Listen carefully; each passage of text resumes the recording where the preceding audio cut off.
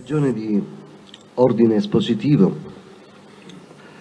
abbiamo lasciato per ultima la trattazione della vicenda relativa all'emanazione del decreto legge del 12 settembre del 1989, numero 317, alla quale peraltro abbiamo già accennato, recante modifiche alle norme del codice di procedura penale concernente la disciplina della custodia cautelare. Il suddetto decreto legge, come è noto, fu emanato in un momento nel quale era imminente il pericolo della scarcerazione di numerosi imputati del maxi processo per il decorso dei termini di custodia cautelare. Al fine di dimostrare l'impegno personale profuso da Andreotti quale Presidente del Consiglio per l'emanazione di questo decreto, la difesa ha citato come teste in questo dibattimento il professor Giuliano Vassalli, che all'epoca era Ministro di Grazia e Giustizia. All'udienza del 27 maggio 1998, Vassalli ha riferito che al termine di una seduta del Consiglio dei Ministri, svoltasi dopo il Ferragosto del 1989, Andreotti gli aveva chiesto di trattenersi e quindi, rimasti soli, gli aveva detto che l'avvocato Ascari, in quel periodo difensore di una parte civile nel maxi processo di Palermo, era andato a trovarlo a Cortina d'Ampezzo, dove egli si trovava in vacanza, riferendogli che era imminente la scarcerazione di numerosi imputati del maxi processo per decorrenza dei termini di custodia cautelare. Vassalli si era quindi riservato di effettuare una immediata verifica e di informarlo sull'esito dell'accertamento. Immediatamente aveva allertato la Direzione Generale degli Affari Penali, che, presi contatti con la Corte di Assise di Appello, aveva verificato che in effetti 38 detenuti di lì a poco tempo sarebbero stati scarcerati per decorrenza dei termini. Aveva quindi scritto una lettera ad Andreotti, recapitata immediatamente all'interessato, con la quale lo aveva informato dei dati acquisiti, comunicandogli che la situazione era veramente grave e che l'unico rimedio possibile consisteva nella urgente emanazione di un decreto legge per allungare i termini di custodia cautelare. Il teste ha più volte ribadito che prima di quel suo colloquio con Andreotti nessuna autorità giudiziaria, Presidente della Corte di Assise di Appello di Palermo o Procura Generale, aveva segnalato il problema della scarcerazione per decorrenza dei termini e che se non fosse stato per l'avvocato Ascari nessuno si sarebbe accorto di nulla. Vassalli si era quindi messo all'opera redigendo il testo del decreto legge che era stato portato all'esame del Consiglio dei Ministri nella seduta dell'11 settembre del 1989. Il decreto legge fu firmato dal Presidente della Repubblica il 12 settembre 1989 e aveva suscitato forte reazione da parte degli avvocati e di altri settori. Il Presidente della Repubblica Cossiga, pur firmando il decreto legge, aveva scritto a Vassalli una lettera trasmessa per conoscenza anche ad Andreotti, nella quale aveva espresso le proprie perplessità su quel decreto legge, assumendo che quel provvedimento di legge era fatto su misura per il maxi processo, che il governo non avrebbe dovuto assumersi responsabilità che non gli competevano e che la lotta alla mafia doveva essere condotta con l'emanazione di leggi eccezionali che non lasciassero tracce nell'ordinamento generale. Il disegno di legge di conversione del decreto era stato approvato in Senato nonostante vari senatori avessero espresso la loro contrarietà. Quindi alla fine di ottobre era iniziata la discussione alla Camera dei Deputati, dove alla Commissione Giustizia non si era raggiunta la maggioranza, tanto che la relatrice Umberta Fumagalli Carulli era stata sostituita dall'onorevole Finocchiaro Fidelbo, esponente del Partito Comunista, contraria alla conversione. Nel successivo dibattito in Parlamento, al quale aveva presenziato anche Andreotti, vi erano stati forti opposizioni da più parti politiche e poiché si era arrivati quasi alla scadenza del termine utile per la conversione del decreto, senza che il dibattito si fosse ancora concluso, era stato convocato il Consiglio dei Ministri e il decreto legge era stato reiterato il 13 novembre 89 e pubblicato il 14 novembre del 1989. La discussione era quindi ripresa alla Camera dei Deputati, dove si era in precedenza interrotta. Qui, nonostante le forti opposizioni, il disegno di legge di conversione era stato approvato a maggioranza. Infine, il 21 dicembre, il testo di legge era stato approvato anche dal Senato. Andreotti aveva presenziato anche al dibattito al Senato. Questa la deposizione di Vassalli. Nel corso del controesame, il pubblico ministero ha tentato ripetutamente, con varie domande, di sollecitare la memoria del teste su una serie di eventi che evidenziavano come in realtà l'emanazione di un decreto legge per dare soluzione al problema della scarcerazione degli imputati per decorrenza dei termini di custodia cautelare fosse stato permanentemente al centro dell'attenzione nazionale nei giorni precedenti al suo colloquio con Andreotti. In particolare gli ha chiesto se ricordava se prima di quell'incontro si era verificato un caso che aveva avuto una larga eco di stampa concernente la scarcerazione per decorrenza dei termini di vari imputati di mafia in un importante processo che si celebrava dinanzi alla Corte di Assise di Torino. Il teste ha più volte ribadito che il caso di Torino era stato accertato solo dopo che egli aveva avuto il colloquio con Andreotti. Infatti egli, appresa la notizia dell'imminente scarcerazione degli imputati del maxi processo a Palermo, si era allarmato preoccupandosi di verificare se esistessero situazioni analoghe anche presso altri uffici giudiziari. A tal fine aveva incaricato il suo vice capo di gabinetto, il consigliere La Greca, il quale aveva accertato alla fine di settembre che anche a Torino esisteva lo stesso problema. Di ciò il teste ha detto di essere sicurissimo. Leggo il punto perché è un punto sul quale ritornerò. Dopo questa cosa, se non c'era l'avvocato Ascari che parlava con l'onorevole Andreotti e l'onorevole Andreotti che parlava con me, nessuno ce lo diceva che uscivano questi 38 o questi 39. Allora mi allertai e in modo particolare feci chiedere notizie a Torino, dove si svolgeva il processo contro il clan dei Catanesi, che era una bellezza di eravamo sopra i 400, non eravamo sopra i 400, ma eravamo sicuramente sopra i 200, non ricordo, circa 250. E lì stabilirono i rapporti il consigliere La Greca, che era il mio vice capo di gabinetto, con il presidente Fassone. Là la cosa era in primo grado, a Torino era in primo grado, e anche lì abbiamo un rapporto, fu fatto un rapporto di Fassone, c'era una situazione grave. Lì poi credo che non si sia riparato interamente, che poi siano usciti. Su questo punto il pubblico ministero ritorna, perché era sicuro che questa cosa non stavano così, e gli dice: le risulta che proprio in quello stesso periodo si erano verificati dei casi eclatanti relativi a un processo che si svolgeva a Torino? E Vassalli: dunque questo lo scoprimmo noi, perché dopo, quindi un'altra volta, cioè al Ministero lo scoprimmo noi dopo, perché allarmato di quello che stava succedendo a Palermo, come ho riferito prima, disse: ma facciamo, e quindi ripete la stessa cosa. Il pubblico ministero insiste, dice: io guardi, ho preso gli appunti, mi risulta diversamente, però questo no, io l'ho presi dopo che avevamo già fatto il decreto legge. E infine il Presidente dice: lei dice che l'ha saputo dopo, e Vassalli: io sono sicuro di averlo saputo dopo, perché nacque da questo mio stato di allarme determinato da quello che era successo. Per quanto riguardava gli altri eventi verificatisi prima del suo colloquio con Andreotti, il teste ricordava genericamente che in effetti il problema delle scarcerazioni per decorrenza dei termini era stato in precedenza molto vivo, ancorando tuttavia il suo ricordo solo al fatto che gli aveva presentato in Parlamento una relazione dalla quale risultava un incremento delle scarcerazioni automatiche rispetto al passato e che il maggior numero delle scarcerazioni si verificava nel giudizio di appello.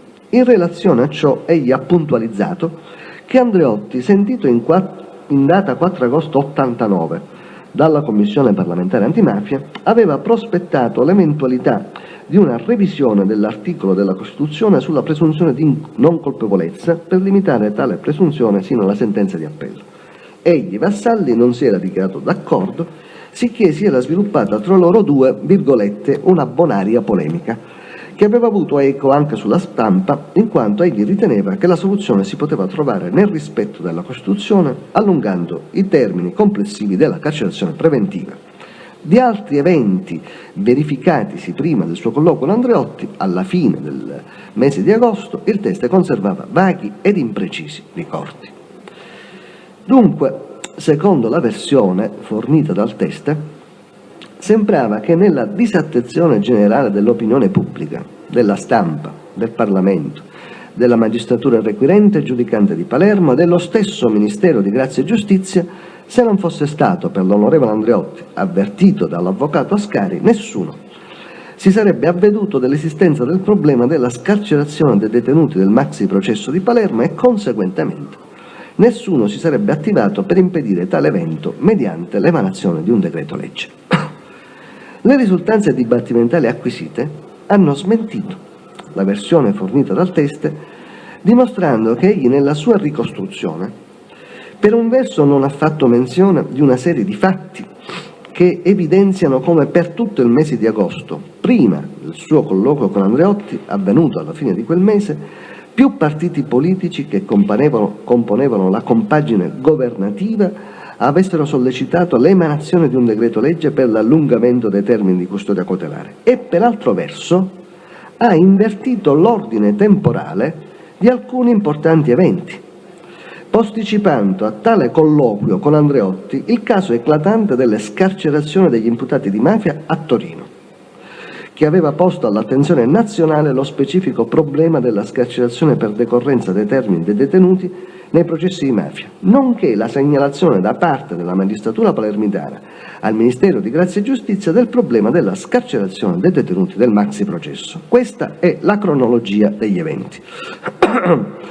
Il 17 giugno del 1989 la Direzione Generale degli Affari Penali del Ministero di Grazia e Giustizia aveva elaborato una relazione che è stata acquisita all'udienza del 13 ottobre del 1998, avente per oggetto proprio il problema della scarcerazione di imputati per decorrenza dei termini di custodia cautelare. La relazione prendeva in considerazione i dati statistici relativi al periodo 1 luglio-31 dicembre 1988, evidenziando che gli imputati scarcerati per decorrenza dei termini erano stati 3.216, che si era verificato un incremento pari al 7,48% rispetto al semestre precedente, che in relazione alle diverse aree geografiche si erano verificate 1.293 scarcerazioni nell'Italia settentrionale, 958 nell'Italia centrale, 530 nell'Italia meridionale e 453 nell'isola, che nell'Italia centrale il distretto della Corte di Appello di Roma assorbiva la quasi totalità delle scarcerazioni, che il gruppo dei reati più gravi, associazione mafiosa, omicidio, sequestro di persona, rapina, contava 1.294 scarcerazioni, pari al 40,91% del totale, che in particolare i casi di scarcerazione per reati relativi ai stupefacenti era aumentato da 414 casi a 501, che l'analisi dei dati dimostrava la manifesta prevalenza delle scarcerazioni disposte durante la fase di appello dei giudizi, che rappresentavano il 72,91% rispetto al totale, che i tempi del giudizio di appello superavano quasi sistematicamente il limite della custodia cautelare stabilito dalla legge in questo grado del processo penale e che tale fenomeno costituiva, virgolette, motivo di allarme e di preoccupazione. Che, virgolette, questo scollamento tra i termini della custodia cautelare e durata effettiva del giudizio di secondo grado produceva l'effetto paradossale della scarcerazione dell'imputato proprio successivamente al momento in cui interviene nei suoi confronti una sentenza di condanna, ancorché non definitiva.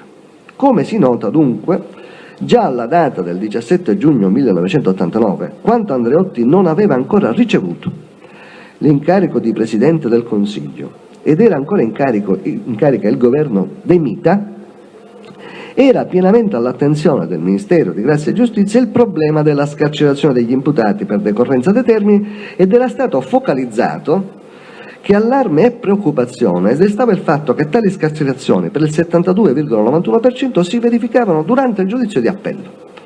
Ricordiamo che il maxi processo di appello in quel periodo era proprio in corso dinanzi alla Corte d'Assise di Appello. La relazione che ho citato veniva illustrata dal Ministro alla Camera dei Deputati nella seduta del 31 luglio del 1989. È importante notare che tutta la prima parte della relazione che accompagnerà il disegno di legge numero 1873 di conversione in legge del decreto legge 12 settembre 1989, relazione che è stata acquisita al fascicolo di dibattimento, consisteva nell'espresso richiamo di questa relazione del 17 giugno 89 e dei dati percentuali che sono stati riportati. Circostanza questa che dimostra come l'emanazione del decreto legge del settembre dell'89 fu il risultato finale di una catena di eventi complessi precedenti al colloquio tra Andreotti e Vassalli e risalente addirittura al giugno-luglio 89. E tanto per essere precisi riporto il brano della relazione che accompagnava il disegno di legge di conversione del decreto legge. Onorevoli senatori, l'ultima relazione semestrale del Ministero di Grazia e Giustizia relativa all'applicazione del decreto legge eccetera eccetera concernente le misure di controllo sugli imputati scarcerati per decorrenza di termine ha evidenziato, ed è questa la relazione, ha evidenziato un preoccupante incremento in termini assoluti e percentuali delle scarcerazioni disposte per decorrenza dei termini di custodia cautelare, alla stregua degli elementi raccolti, emesso quale dato particolarmente significativo che la percentuale è gran lunga più elevata di scarcerazione, circa il 73%, si riferisce alla fase di appello, i cui tempi di celebrazione, e continua, citando la relazione del giugno. Quindi, nella relazione che accompagna il disegno di conversione in legge si fa riferimento a questo input iniziale. Andiamo avanti. Il 2 agosto il quotidiano La Repubblica pubblica un articolo con foto di Vassalli intitolato «Aumentano le scarcerazioni». Vassalli lancia l'allarme. Nell'articolo si evidenziava allarme per le scarcerazioni. Lo ha lanciato il Ministro di Grazia e Giustizia nella relazione semestrale trasmessa al Parlamento. Si faceva quindi una sintesi del contenuto della relazione del Ministero di Grazia e Giustizia in questione. L'articolo è stato acquisito all'udienza del 15 dicembre 1998.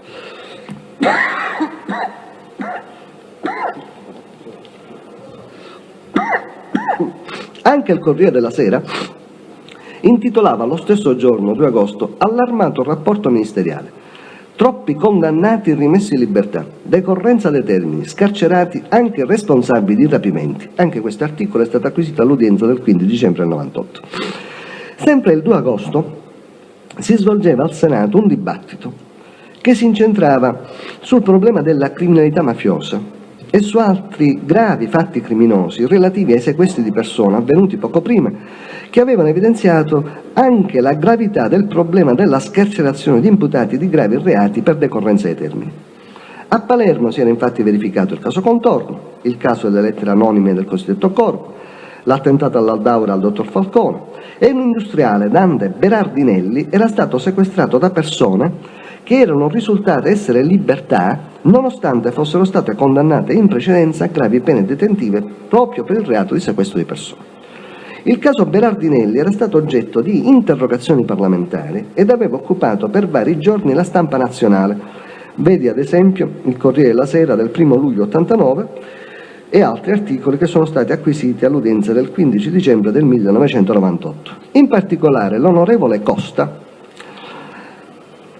aveva presentato un'interrogazione ai ministri di Grazia e Giustizia dell'Interno per sapere per quali motivi risultassero in stato di libertà Antonio Floris, Bernardino Olzai e Croce Simonetta, sequestratori dell'industriale Berardinelli, catturati in quei giorni a seguito di un conflitto a fuoco con le forze di polizia, benché costoro fossero stati condannati a grave pene per reati di sequestro di persone. Vedi comunicato ANSA 31 luglio 89 acquisita all'udienza del 16 dicembre 98. Erano state inoltre presentate, e questo risulta dal resoconto stenografico, da varie parti politiche numerose interpellanze, interrogazioni, mozioni parlamentari rivolte al Presidente del Consiglio Andreotti, al Ministro dell'Interno Gave e al Ministro di Grazia e Giustizia Vassalli, nelle quali si denunciava la latitanza dello Stato, l'inadeguatezza della risposta repressiva e si chiedeva al Governo quali iniziative intendesse assumere. Pagina 6 e 18 del resoconto stenografico della seduta. Tutta la seduta è dedicata a questo tema della criminalità mafiosa, ai casi di Palermo e al grave problema dei sequestri di persona. Tema rilevante perché a quella data, come risulta dal resoconto, si erano verificati ben 6 sequestri di persona e i sequestrati non erano stati ancora liberati, con ampi riferimenti nel resoconto stenografico al sequestro a Berardinelli sia da parte del ministro Gava che di Vassalli che di vari senatori. In questo contesto veniva affrontato anche il problema della scarcerazione per decorrenza dei termini, siamo sempre al 2 agosto, sul quale Vassalli tornava più volte, affermando che effettivamente le troppe scarcerazioni per decorrenza dei termini creavano allarme e sconcerto, pagina 56 del resoconto, che l'ansietà per le scarcerazioni automatiche correva spesso nel Paese proprio a proposito di quei gravi delitti e che quando questo fosse venuto in argomento il Parlamento avrebbe avuto tutte le possibilità per discuterlo e per compiere le proprie scelte. Pagina 80 della seduta pomeridiana.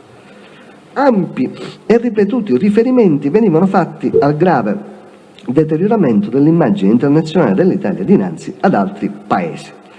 Il dibattito al Senato veniva riportato in sintesi da tutti i quotidiani nazionali. Vedi articoli acquisiti all'udienza il 15 dicembre 98. Il 3 agosto l'onorevole Caria, presidente dei deputati socialdemocratici, definiva di una gravità eccezionale il problema delle scarcerazioni per decorrenza dei termini, ricordando che una relazione del Ministero di Grazia e Giustizia aveva reso già noto che i casi di scarcerazione per decorrenza dei termini nel secondo semestre dell'88 erano stati 3.216. Il parlamentare invitava quindi il Ministro di Grazia e Giustizia ad affrontare il problema sollecitamente. Vedi comunicato ANSA del 3 agosto 89 acquisito all'udienza del 15 dicembre 98. Nei giorni successivi l'attenzione nazionale per il problema della scarcerazione dei detenuti per decorrenza dei termini registrava un'ulteriore impennata.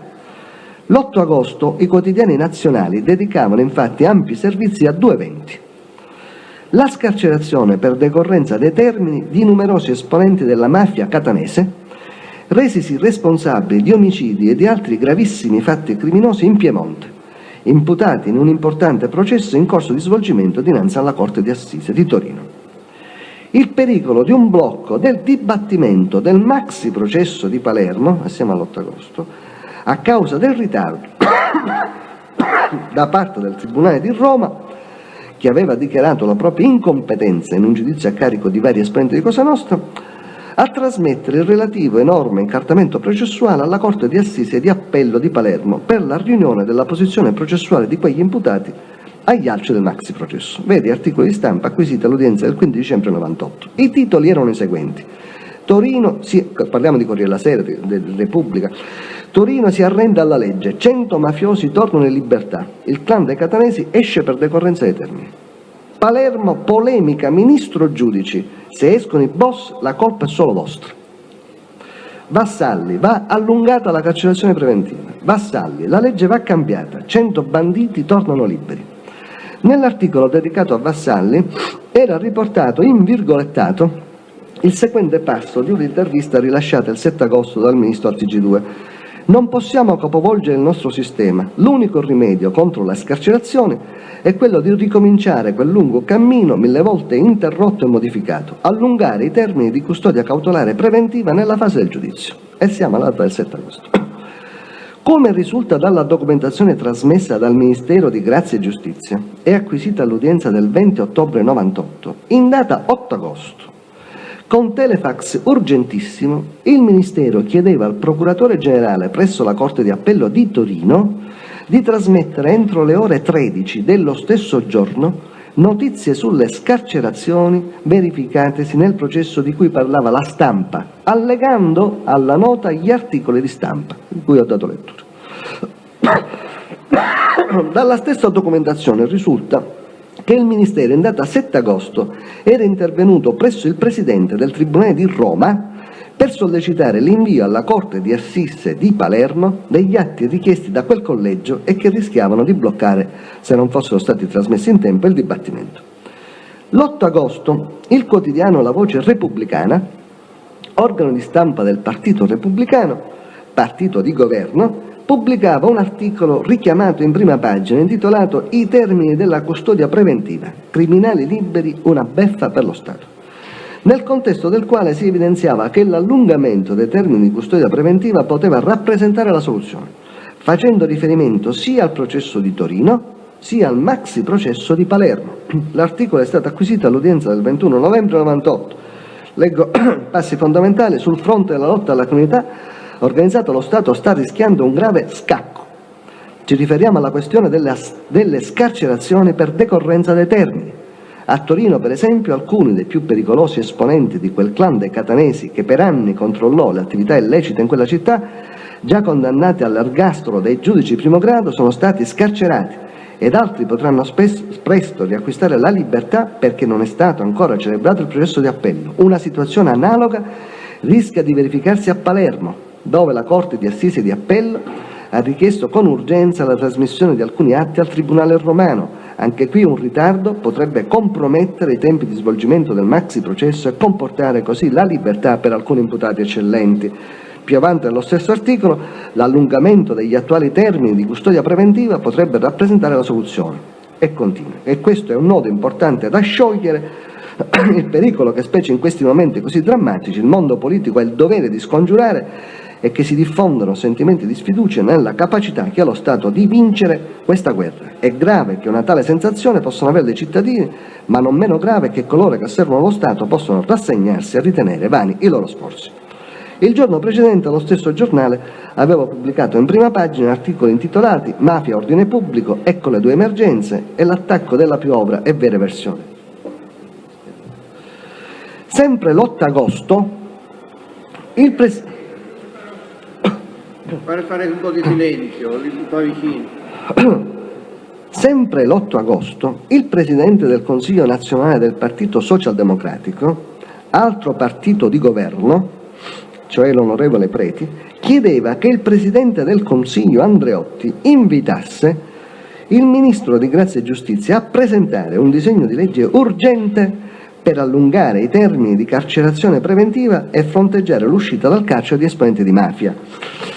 Abbiamo acquisito all'udienza del 13 ottobre 98 il comunicato ANSA fatto da Preti, che l'ha riconosciuto come suo. Roma, 8 agosto, il Presidente del Consiglio nazionale del PSD, Luigi Preti, ha chiesto che il Presidente del Consiglio inviti il Ministro della Giustizia a presentare un disegno di legge urgente per allungare i termini della carcerazione preventiva. E poi continua. Il 9 agosto si svolgeva una riunione del Comitato Interministeriale per le Informazioni e la Sicurezza Pubblica, della quale è stato acquisito il verbale, documento numero 46 della Difesa. Alla riunione partecipavano Andreotti, Vassalli, Gava, altri ministri e i vertici delle varie forze di polizia, nonché l'Alto Commissario per il coordinamento della lotta contro la delinquenza mafiosa e i dirigenti del SISMI e del SISTRI. La seduta era dedicata alla emergenza della criminalità mafiosa e siamo al 9 agosto. Nel verbale si legge che Vassalli affronta il problema della scarcerazione per decorrenza dei termini, precisando che i detenuti di mafia rimessi in libertà nel processo di Torino erano 43 e non 120 come affermava la stampa. E quindi testualmente leggo: sulla base dell'esperienza sinora acquisita e in relazione al particolare allarme sociale che la recrudescenza della criminalità ha portato nella società, il Ministro suggerisce il ricorso alla decretazione di urgenza per allungare i termini di custodia preventiva, non tralasciando l'eventualità di altra soluzione consistente nella modifica del nuovo codice di procedura penale, che però appare più difficilmente praticabile. E siamo alla data del 9 agosto. Prendeva la parola il Ministro dell'Industria Battaglia, il quale, come si legge, virgolette, quanto alla carcerazione preventiva opta per le soluzioni che hanno maggiore possibilità di urgente approvazione da parte del Parlamento. Il 10 agosto l'onorevole Preti inviava ad Andreotti una missiva con la quale ancora una volta sottolineava la necessità di allungare i termini di carcerazione preventiva. La missiva è stata acquisita all'udienza del 13 ottobre 98. L'11 agosto l'onorevole Preti ritornava con un comunicato ANSA sull'argomento, ribadendo la necessità di un allungamento dei termini di carcerazione preventiva e osservando che la proposta avanzata di Andreotti di una revisione dell'articolo della Costituzione sulla presunzione di innocenza comportava per la sua attuazione tempi troppo lunghi. Il riferimento era un articolo pubblicato da Andreotti nei giorni precedenti nella rubrica Block Notice che teneva sul settimanale europeo. Questo è il comunicato ANSA. Il Presidente del Consiglio nazionale del PSD commenta in una dichiarazione il tema della carcerazione preventiva dicendo: il Presidente Andreotti ha fatto giustamente rilevare che la presunzione di innocenza fino al termine di ogni procedura giudiziaria è all'origine delle scarcerazioni troppo facili. Senza voler entrare nel dettato costituzionale, tenendo presente i noti espedienti per la procrastinazione delle procedure dibattimentali e dell'italica lentocrazia, ci sembra inevitabile la necessità di allungare i termini della carcerazione preventiva, in modo da garantire che i maggiori criminali non riprendano la propria attività illegale. A scarcerare i mafiosi e altri delinquenti concorre anche il formalismo perfezionista di uomini come il giudice Carnevale, la mafia si diffonde sempre, eccetera, eccetera.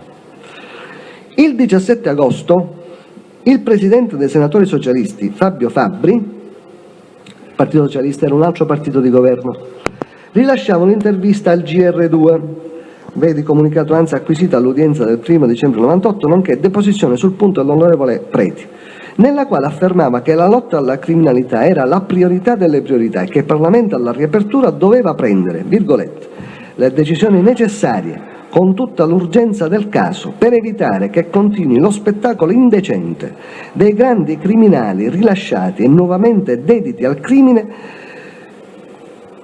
in quanto in libera uscita per la scadenza dei termini di carcerazione preventiva.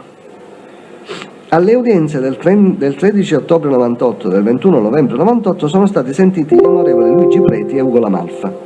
Preti ha dichiarato di aver fatto personalmente i comunicati ANSA di cui abbiamo detto, mosso dalla viva preoccupazione per la scarcerazione dei detenuti di mafia, e che dopo il comunicato ANSA dell'8 agosto aveva scritto personalmente il 10 agosto ad Andreotti una lettera nella quale lo sollecitava ad adottare misure urgenti. Ha spiegato che aveva fatto personalmente un nuovo comunicato ANSA l'11 agosto per la seguente motivazione.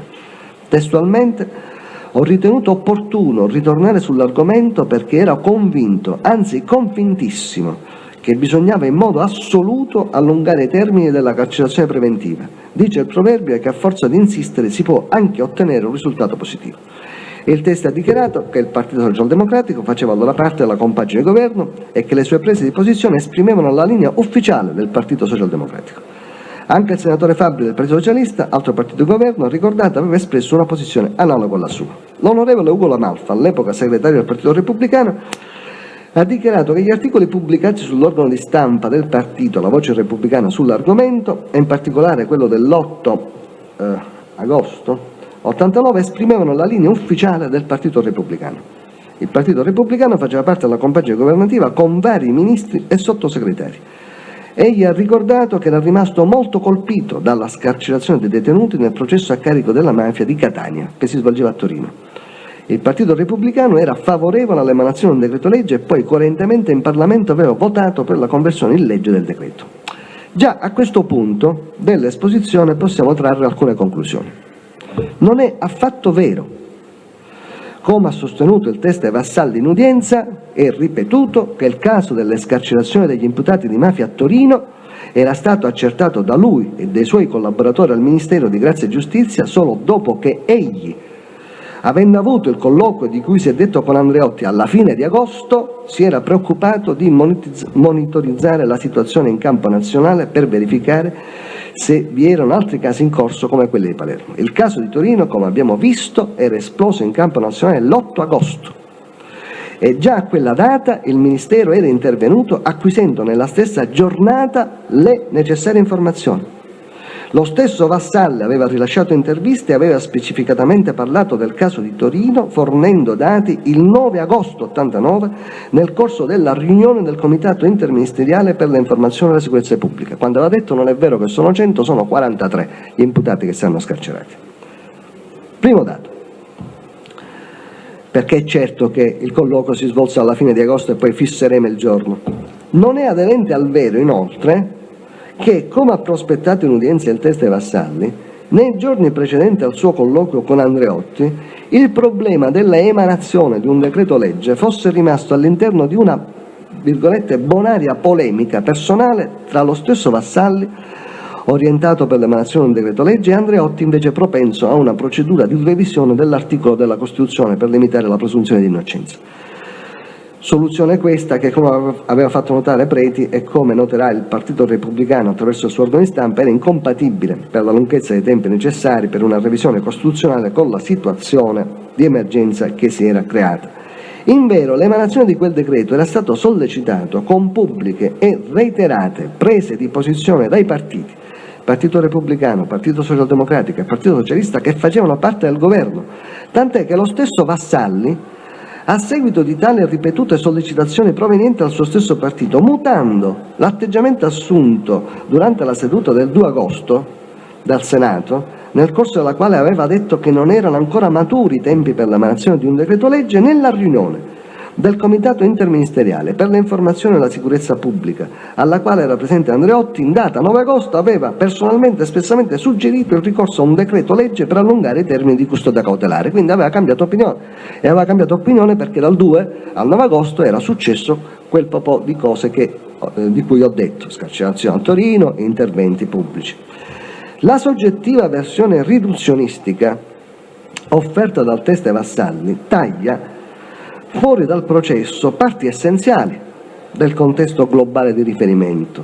La complessità del reale viene così convertita, tranne fugaci accenni, quasi in una vicenda personale, che nei suoi snodi essenziali sembra avere due soli protagonisti, Andreotti e Vassalli, coinvolti quasi all'interno di una campana di vetro, prima in una bonaria e personale querel giuridica, con un pressoché totale oscuramento delle dinamiche sociopolitiche che costituiscono la chiave portante di decodificazione degli avvenimenti, e poi di nuovo coinvolti, come vedremo, nella solitaria scoperta che a Palermo esisteva il problema della imminente scarcerazione di numerosi imputati del maxiprocesso, fatto che secondo la versione di Vassalli, in contrasto con le risultanze processuali, sarebbe sfuggito all'attenzione di tutti.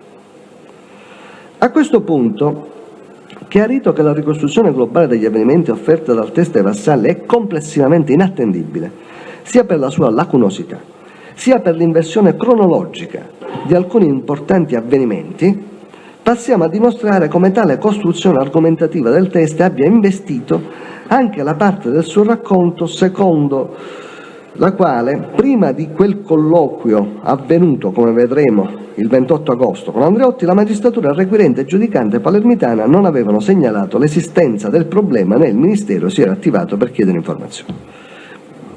In verità, anche in questo caso il teste, certamente in buona fede, ha operato un'inversione cronologica. Infatti, il colloquio tra Andreotti e Vassalli avvenne il 28 agosto, quando il Ministero si era già autonomamente attivato 2 giorni prima, in data 26 agosto, mentre contemporaneamente la Procura Generale della Repubblica presso la Corte di Appello di Palermo aveva preso contatti a Roma per sollecitare l'emanazione di un decreto legge. Queste le risultanze dibattimentali che vado ad esporre. Dall'elenco dei viaggi di Andreotti, trasmesso dall'Arma dei Carabinieri, documenti 150, 83 e 26 bis, risulta che questi dal 10 agosto al 24 agosto rimase in vacanza a Cortina d'Ampezzo.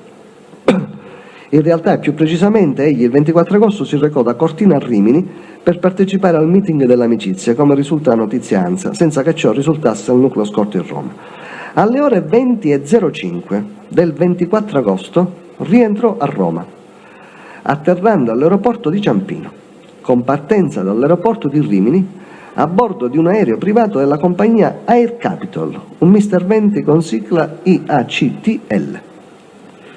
Ciò posto, si tenga conto che Vassalli ha riferito che dopo il colloquio personale con Andreotti, avvenuto nella terza decade di agosto, al termine di una seduta del Consiglio dei Ministri, egli si era riservato di ragguagliarlo sulla situazione.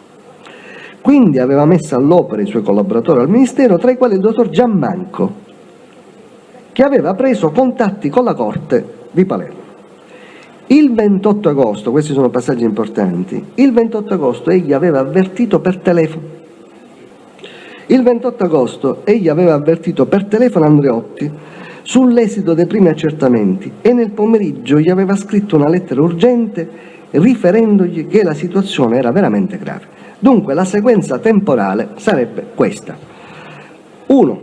Colloquio personale con Andreotti al termine di una seduta del Consiglio dei Ministri. 2. Acquisizione di informazioni dal Ministero e presa di contatto con la Corte di Assise di Palermo. 3. Successivo colloquio telefonico con Andreotti in data 28 agosto e invio di lettera nello stesso pomeriggio. Questa è la sequenza. Ciò posto, stando alla versione di Vassalli, l'incontro con Andreotti dovrebbe essere avvenuto al termine di una seduta del Consiglio dei Ministri svoltasi tra il 25 e il 27 agosto, perché il 24 agosto Andreotti stava ancora a Cortina, Il 28 agosto c'è la lettera, quindi questo incontro alla fine di una seduta al Consiglio dei Ministri non può essersi svolto con il 25, il 26 o il 27.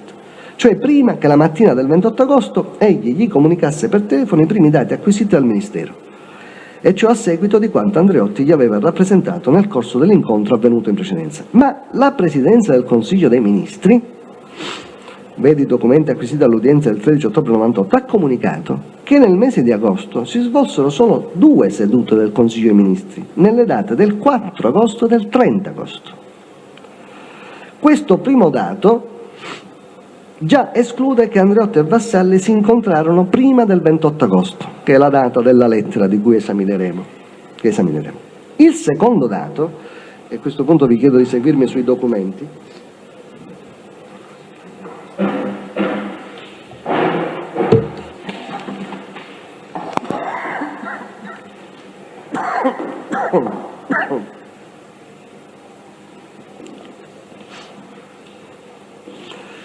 il secondo dato è che Andreotti, il documento che ho segnato con la lettera A, il secondo dato è che Andreotti e Vassalli si incontrarono certamente la mattina del 28 agosto del 1989.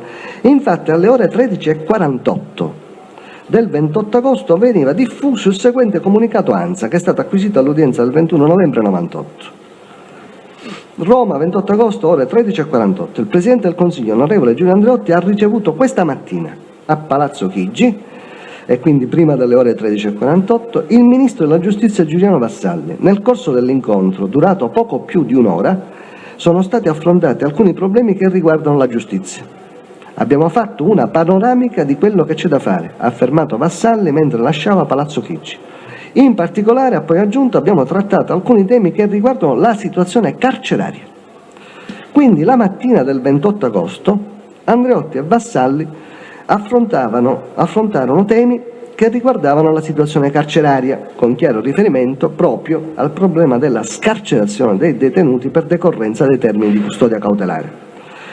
Tenuto conto che Vassalli ha riferito di aver avuto un solo incontro personale con Andreotti prima della lettera scritta nel pomeriggio del 28 agosto, è evidente che, contrariamente a quanto egli ricorda, quell'unico incontro era avvenuto quella stessa mattina, che la lettera, come vedremo, è stata scritta nel pomeriggio dopo le ore 18:30, perché lui ha detto ha avuto un solo incontro. Quello è dunque il primo incontro che hanno Vassalli e Andreotti dopo che Andreotti era rientrato dalle ferie. La circostanza è confermata anche dal contenuto testuale della lettera del 28 agosto dell'89 di Vassalli e Andreotti, che leggo, è il documento segnato con la lettera B, personale riservata, 28 agosto 89. Caro Presidente, come preannunciatoti nell'incontro di questa mattina, quindi fa riferimento, siamo 28 agosto, a un incontro della mattina, l'incontro della mattina è quello del 28 agosto. Tutto il seguito della lettera fa riferimento al colloquio che avevano avuto la mattina del 28 agosto. Esaminando il testo della lettera, si comprende che Vassalli scrisse la lettera la sera del 28 agosto al fine di ragguagliare Andreotti su quanto gli aveva già anticipato nel corso dell'incontro di quella stessa mattina o di una successiva telefonata avvenuta subito dopo l'incontro nella prima parte della mattina, dopo che egli aveva acquisito le prime informazioni presso il Ministero. Infatti, già da 2 giorni, cioè dal 26 agosto, era stata acquisita dagli uffici del Ministero, e il documento con la lettera C, la nota del 26 agosto 1989 del Presidente della Corte di Assise, dottor di Palermo, dottor Palmegiano, acquisita in questo dibattimento all'udienza del 27 maggio 98, con cui questi aveva trasmesso l'elenco degli imputati detenuti del Maxi, dei quali si prevedeva l'imminente scarcerazione, fornendo tutti i dati utili. Nota integrata da una successiva nota del 28 agosto, documento D, segnato con la lettera D, 28 agosto, che conteneva solo l'indicazione di ulteriori 6 nominativi di detenuti che erano sfuggiti nell'elencazione trasmessa il 26 agosto. Quindi il 26 agosto già Palmegiano aveva detto: questi sono i detenuti di cui si teme la scarcerazione. Il 28 agosto fa un'integrazione, ci sono sfuggiti 6 nomi, ecco gli altri 6 nomi. La mattina, e quindi siamo al 26 agosto, la mattina del 28 agosto, allorché Andreotti parla con Vassalli del problema di Palermo, perché la lettera di Vassalli è del 28 agosto, la macchina del Ministero si era quindi già messa in moto autonomamente almeno dal 26 agosto. Anche perché il problema della scarcerazione dei detenuti nei processi di mafia era stato all'ordine del giorno dall'8 agosto, quando era scoppiato il caso del processo di Torino, e contemporaneamente la Corte di Assise di Appello di Palermo, con ordinanza emessa il 7 agosto, aveva direttamente segnalato al Ministero la necessità di intervenire urgentemente sul Tribunale di Roma affinché quell'ufficio trasmettesse i voluminosi atti concernenti gli imputati Rotolo Antonino, Greco Leonardo, Lauricella Calogero, Catalano Onofrio e Zito Benedetto. Nell'ordinanza trasmessa dalla Corte di Assise al Ministero era scritto testualmente: dovendo questa Corte disporre degli atti predetti nel più breve tempo possibile al fine di non rallentare il corso di questo procedimento, la cui urgenza è stata dichiarata con ordinanza del 31 luglio ultimo scorso. Vedi documentazione acquisita all'udienza del 13 ottobre 98. Quindi è la Corte d'Assise che scrive al Ministero, che inoltra un'ordinanza messa in dibattimento, una procedura un po' anomala per quello che mi risulta. Inoltre, come vedremo, anche il procuratore generale di Palermo si era attivato per segnalare il problema. Dopo il colloquio con Andreotti, nella mattina del 28 agosto, Vassalli svolge ulteriori accertamenti e in serata scrive la lettera allegandovi i documenti già esistenti presso il Ministero concernenti il problema, nonché quelli acquisiti nel corso del pomeriggio. Confrontando il punto 2 della lettera di Vassalli con l'appunto, che è pure acquisito all'udienza del 27 maggio 98, redatto al consigliere Giampietro, capo dell'ufficio legislativo del Ministero, documento E, si evince chiaramente che Vassalli incaricò Giampietro di seguire personalmente la questione subito dopo il suo colloquio nella mattina con Andreotti. Dall'appunto redatto dal dottor Giampietro risulta infatti, punto 7 dell'appunto, che questi lo redasse dopo le ore 18:30 del 28 agosto, perché all'inizio del documento dell'appunto di Giampietro c'è scritto: appunto per l'onorevole Ministro, oggetto trasmissione di copia delle note del 26 e 28 agosto, quindi siamo al 28 agosto questo. Al punto 7, dunque, lo redasse dopo le ore 18:30 del 28 agosto, tant'è che al punto 7 scrive: a seguito di comunicazione telefonica col presidente Palmegiano, ore 18:30. Quindi siamo alle ore 18:30 del pomeriggio del 28.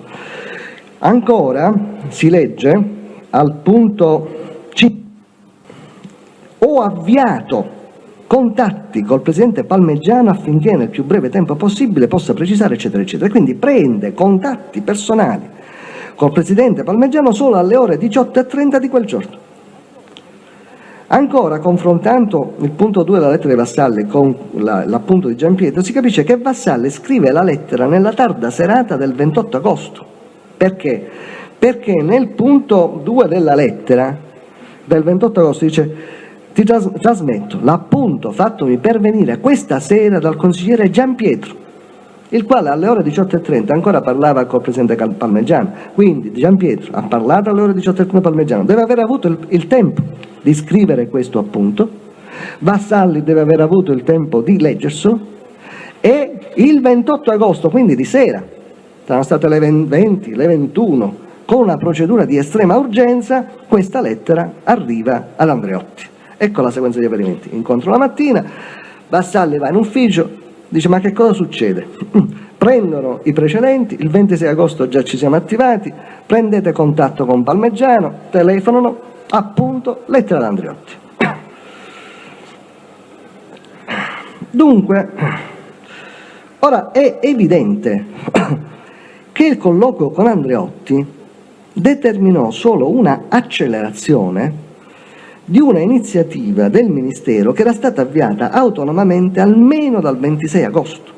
data della prima nota di Palmegiano, già prima del colloquio con Andreotti. Ed infatti, posto che alla data del 26 agosto il Ministero era già in possesso di quella nota che abbiamo visto, deve escludersi che il colloquio tra Andreotti e Vassalli possa in ipotesi essere avvenuto la mattina del 25 o del 26 agosto, perché restano solo questi 2 giorni, fino al 24 era a Cortina. Del 25 o del 26 agosto, per 2 motivi. Il primo, di carattere troncante, è che l'unico incontro personale tra Andreotti e Vassalli prima dell'inoltro della lettera era avvenuto la mattina del 28 agosto e in tale occasione avevano parlato dei problemi dei detenuti. Il secondo è che sarebbe altrimenti inspiegabile il motivo dell'assoluta stasi del Ministero dal 26 al 28 agosto e l'improvviso attivismo esploso solo nel pomeriggio del 28 agosto, quando tutto ad un tratto viene messo all'opera il dottor Giampietro, che avvia contatti telefonici col dottor Palmegiano, e Vassalli ritiene così urgente la questione da scrivere la sera stessa a Andreotti. In altri termini, posto che Vassalli ha riferito di un solo incontro con Andreotti, se l'incontro fosse avvenuto la mattina del 25 o del 26 agosto, tutto quanto avvenne a precipizio il pomeriggio del 28 agosto sarebbe avvenuto già il pomeriggio del 26 agosto, quantomeno nella giornata del 27. Ed infatti tutti i dati essenziali del problema erano contenuti nella nota del Presidente della Corte di Assise di Palermo del 26 agosto, mentre la nota del 28 agosto, che si componeva di una sola pagina, conteneva solo l'indicazione dei nominativi di altri 6 detenuti. È quindi evidente che tra il 26 agosto, data della nota del dottor Palmegiano, e il pomeriggio del 28 agosto era intervenuto un fatto nuovo, che aveva impresso un'improvvisa e brusca accelerazione. Si tratta appunto del colloquio tra Andreotti e Vassalli, di cui l'ANSA diede notizia in tempo reale. Ecco quindi la sequenza degli avvenimenti. C'è questa iniziativa, ma sta lì, nessuno la prende non in considerazione, ma non si scatena una procedura d'urgenza. Palmegiano fa sapere che c'è questo problema e tutto resta fermo. Il 26, il 27, il 28. Il 28 mattina Andreotti parla con Vassalli e gli dice che c'è questo problema. A questo punto tutti vanno a precipizio, a scapicollo, e Vassalli, che era rimasto fermo dal 26 al 28 agosto, fa tutto in mezza giornata. Fa telefonare a Palmegiano, Giampietro scrive, in serata stesso scrive Andreotti. È chiaro che se il colloquio fosse avvenuto il 26 agosto avrebbe voluto fare le cose con calma, oppure avrebbero fatto il 26 agosto pomeriggio e il 27, e invece no, perché il colloquio avviene il 28 agosto mattina. E quindi, se è così, il 26 agosto lo stesso Ministero si era già attivato autonomamente. Ma le risultanze dibattimentali hanno evidenziato l'esistenza di un altro fatto rilevante, che smentisce ancora una volta che la magistratura palermitana fosse rimasta inerte prima del colloquio tra Andreotti e Vassalli, e che spiega l'improvvisa attivazione di Andreotti.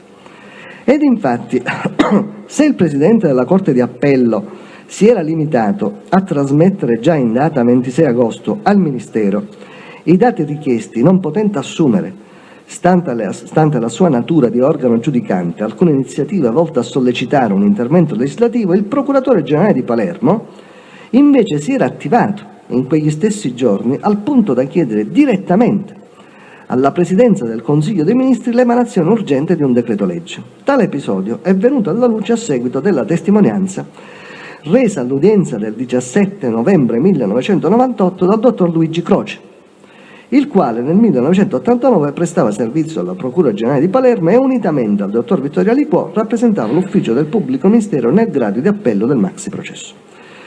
Il dottor Croce ha riferito che il problema della decorrenza dei termini di custodia cautelare per i detenuti del maxi processo era stato al centro dell'attenzione dell'ufficio del pubblico ministero sin dall'inizio della celebrazione del secondo grado del giudizio. Una prima emergenza si era verificata nel mese di agosto, a causa del ritardo di cui abbiamo già parlato da parte del Tribunale di Roma nella trasmissione degli atti di uno stralcio degli atti del processo cosiddetta Pizza Connection, per il quale si era dichiarato incompetente, ritenendo la competenza della Corte di Assise di Palermo. Tale ritardo rischiava di compromettere la programmazione dei tempi processuali e di determinare il decorso dei termini di custodia cautelare.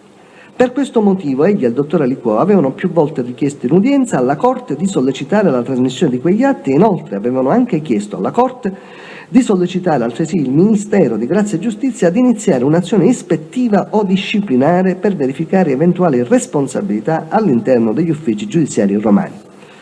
Tale ultima richiesta era stata riportata dalla stampa nazionale e siamo all'8 agosto. Tutto ciò era avvenuto nella prima metà del mese di agosto. Il dibattimento era stato quindi sospeso per pochi giorni, dal 12 al 22 agosto, periodo in cui egli e il dottor Aliquò erano andati in ferie. Tale specifica emergenza, che poi aveva trovato soluzione nell'avvenuta trasmissione degli atti, e infatti dalla documentazione acquisita risulta che il Tribunale di Roma aveva inoltrato gli atti il 16 agosto, ma il teste ricordava che sino alla data del 23 agosto non erano giunti nella cancelleria della Corte d'Assise di Palermo, si innestava nel più generale problema della scarcerazione dei detenuti, in quanto i termini di custodia cautelare sarebbero comunque venuti a scadere nel mese di novembre.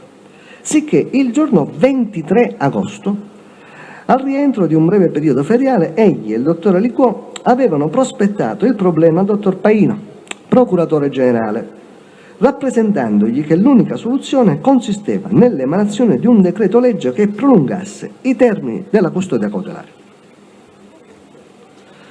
Dopo 2 o 3 giorni il dottor Paino li aveva richiamati dicendo loro di preparare un articolato di legge, accompagnato da una relazione illustrativa del tipo di quelle che accompagnano la presentazione dei disegni di legge per illustrare l'articolato.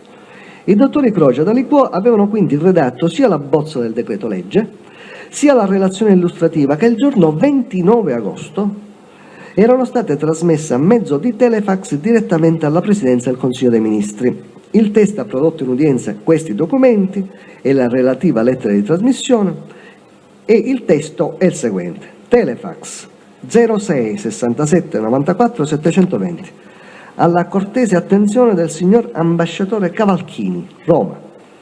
Come concordato con il senatore Vitalone, le trasmetto una bozza dell'eventuale modifica del 4º comma dell'articolo 272 Codice Procedura Penale, con ossequi Vincenzo Paino, procuratore generale.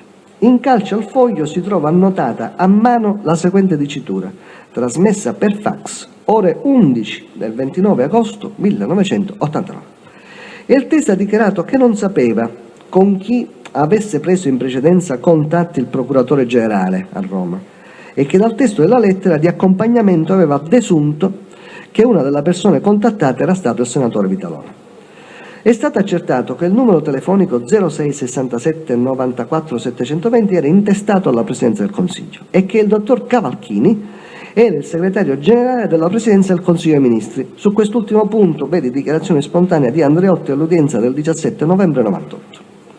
A questo riguardo vanno svolte alcune considerazioni.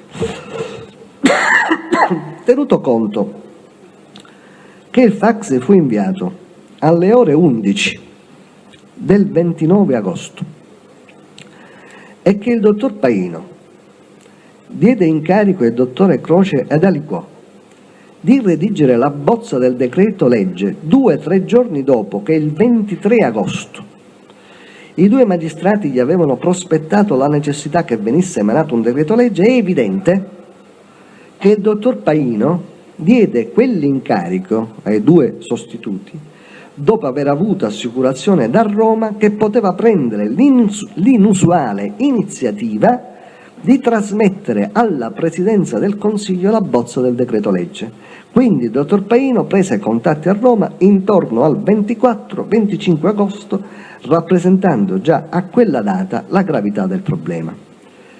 Tenuto conto che il referente istituzionale della magistratura nella compagine governativa è il Ministero di Grazia e Giustizia, il cui ufficio legislativo elabora il testo dei provvedimenti di legge di iniziativa del governo, evidentemente il dottor Paino fu consigliato e autorizzato dai soggetti ai quali si era rivolto di trasmettere la bozza del decreto e della relazione direttamente alla Presidenza del Consiglio, scavalcando il Ministero di Grazia e Giustizia, perché sarebbe stato invece fisiologico stabilire un contatto col Ministero di Grazia e Giustizia. Tenuto conto che l'inoltro alla Presidenza del Consiglio di una bozza di decreto legge e di una relazione illustrativa sul modello delle relazioni che accompagnano i disegni di conversione in legge dei decreti legge costituisce un'attività che esula dai compiti della magistratura. Evidentemente le persone con le quali aveva preso contatto il dottor Pajno rivestivano ruoli istituzionali alla Presidenza del Consiglio e quindi avevano titolo ad autorizzare a nome di quell'organo un'attività alla quale il dottor Pajno non avrebbe dato altrimenti corso, limitandosi solo a rappresentare oralmente l'esistenza del problema e la sua possibile soluzione. Tenuto conto che il senatore Claudio Vitalone non rivestiva alcuna carica alla Presidenza del Consiglio, né rivestiva in quel periodo alcuna carica ministeriale, e quindi non poteva autorizzare l'inoltro del fax alla Presidenza del Consiglio, né essere destinatario del fax presso la Presidenza del Consiglio, è evidente che questi a sua volta era stato autorizzato a ciò da persone in posizione di sovraordinazione alla Presidenza del Consiglio e che egli aveva ricevuto a sua volta da questi l'incarico di prendere contatti diretti con il dottor Pajno. Tenuto conto che, come è stato ampiamente dimostrato in questo dibattimento, il senatore Vitalone era un esponente della corrente andreottiana, che svolgeva anche una funzione di consulente giuridico personale del senatore Andreotti e che solo quest'ultimo aveva titolo per autorizzare l'inoltro del fax alla Presidenza del Consiglio, è evidente che Andreotti fu direttamente investito della questione o dal dottor Pajno direttamente o da questi tramite il dottor Vitalone. Da quanto sopra si traggono le seguenti conclusioni.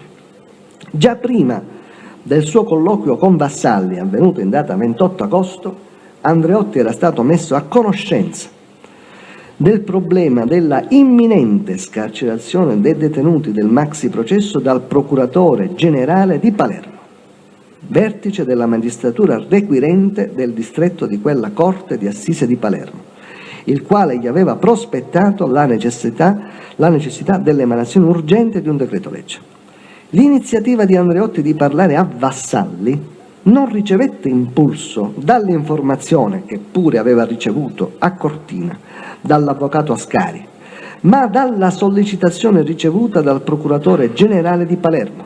Prova ne sia che egli non ritenne di contattare telefonicamente da Cortina Vassalli, perché esistevano i telefoni, e è rimasto a Cortina sino al 24 e quindi poteva parlare di prima, e che a Roma, giunto il 25 agosto, attese sino alla data del 28 agosto prima di parlare con Vassalli, e cioè esattamente dopo che tra il 25 e il 26 agosto vi era stata la sollecitazione a Cortina sino al 24 e quindi poteva parlare di prima, e che a Roma, giunto il 25 agosto, attese sino alla data del 28 agosto prima di parlare con Vassalli, e cioè esattamente dopo che tra il 25 e il 26 agosto vi era stata la sollecitazione del procuratore generale. Cioè quello che mette in moto Andreotti non è l'informazione di Ascari, che pure c'è stata, non lo mettiamo in dubbio. Quello che mette in moto Andreotti è la Procura Generale di Palermo. Non è oggettivamente vero che solo grazie all'avvocato Ascari fu Andreotti a scoprire l'esistenza del problema della scarcerazione dei detenuti del maxi processo, comunicandone a sua volta la notizia a Vassalli nell'inerzia della magistratura palermitana, ma al contrario, fu la magistratura requirente a sollevare l'esistenza del problema e a mobilitare l'interesse di Andreotti. Vi è a questo punto da chiedersi perché Andreotti non abbia mai fatto menzione di tale importante episodio nel corso del dibattimento, neppure dopo che il pubblico ministero ne aveva verificato autonomamente l'esistenza dopo la deposizione resa all'udienza del 27 maggio 98 dal teste Vassalli. Perché? La spiegazione non è legata solo al palese interesse dell'imputato a tacere tutti i fatti che dimostrano l'inconsistenza della sua tesi difensiva, secondo la quale egli nella disattenzione generale si sarebbe attivato autonomamente per sollevare il caso della scarcerazione dei detenuti del Maxi di Palermo e per porvi soluzione. Il silenzio dell'imputato tende anche a coprire che la sua condotta, in quel pugno di giorni dell'agosto dell'89, fu necessitata dall'improvvisa sopravvenuta esigenza di fronteggiare una drammatica emergenza che rischiava di travolgerlo e la cui soluzione passava proprio attraverso quella magistratura palermitana che aveva sollecitato il suo intervento. Infatti, a ridosso delle infuocate polemiche politiche che additavano Andreotti come il protettore politico di Lima e nel clima di allarme generale per la scarcerazione avvenuta o imminente di numerosi imputati di mafia, proprio nei giorni precedenti al colloquio con Vassalli era esploso ormai anche sulla stampa nazionale, a far data dal 25 agosto, il caso delle eclatanti dichiarazioni di Pellegriti sui delitti Mattarella, La Torre, Dalla Chiesa, che coinvolgevano l'onorevole Lima. Caso del quale il Presidente della Repubblica era stato informato subito dopo che in data 8 agosto Pellegriti era stato interrogato a Bologna dal pubblico ministero Libero Mancuso. Come abbiamo già esposto, per la prima volta nella sua vita Andreotti si rende conto che il suo destino politico dipende dallo sviluppo di quel caso e dalle iniziative della magistratura requirente e dell'ufficio istruzione di Palermo, in sostanza di quella stessa magistratura il cui vertice gli aveva chiesto di intervenire per evitare la scarcerazione dei detenuti del maxi processo. In quel contesto qualunque altro Presidente del Consiglio avrebbe potuto assumere una linea politica diversa da quella dell'emanazione di un decreto legge. Vi era un solo Presidente del Consiglio che non se lo poteva permettere, Giulio Andreotti. Se in quel clima politico e sociale, dopo che il procuratore generale in persona aveva richiesto l'intervento del governo e dopo le analoghe e ripetute richieste di vari partiti di governo per l'emanazione di un decreto legge, si fosse verificata la scarcerazione in massa dei detenuti del maxi processo a causa dell'inerzia di Andreotti, già accusato di latitanza sul terreno della lotta alla mafia per il suo legame con Lima, e contemporaneamente il caso Pellegriti si fosse evoluto sul piano giudiziario prendendo la direzione di una incriminazione di Lima per i delitti politici mafiosi, si sarebbe creata una miscela esplosiva. E qui bisogna riportarsi, non vedere questi avvenimenti con le conoscenze che abbiamo ora. Dice il 4 agosto è chiuso e noi dobbiamo fare lo sforzo mentale di ritornare al 25 settembre, quando ancora non si sapeva che cosa sarebbe accaduto. Perché ora è facile, ma il 25 settembre la situazione è drammatica. Il 29 agosto, voglio dire 25 agosto, il 29 agosto la situazione è drammaticissima, il 30 agosto è drammaticissima, fino a quando? Il 4 ottobre poi si risolve. Il timore del Presidente della Repubblica Francesco Cossiga di una crisi dell'esecutivo, da questi ricordati in udienza, e ci ha detto il Presidente della Repubblica, qui c'è la possibilità di una crisi dell'esecutivo, avrebbe preso corpo, una crisi che sarebbe stata determinata solo dal personale tracollo di Andreotti, il quale, consapevole di tutto ciò, corse ai ripari, facendo quello che non aveva mai fatto né avrebbe mai fatto dopo: varare finalmente quel decreto legge che da giorni e giorni veniva richiesto e presenziare al dibattito in Parlamento sino alla sua definitiva conversione in legge. Se noi non ricostruiamo questi avvenimenti nella loro sequenza cronologica non possiamo capirlo. È una situazione necessitata, di emergenza. Immaginiamo uno scenario diverso. Pellegriti non viene incriminato. Lima riceve una comunicazione giudiziaria per il delitto politico Mattarella. I detenuti del maxi escono,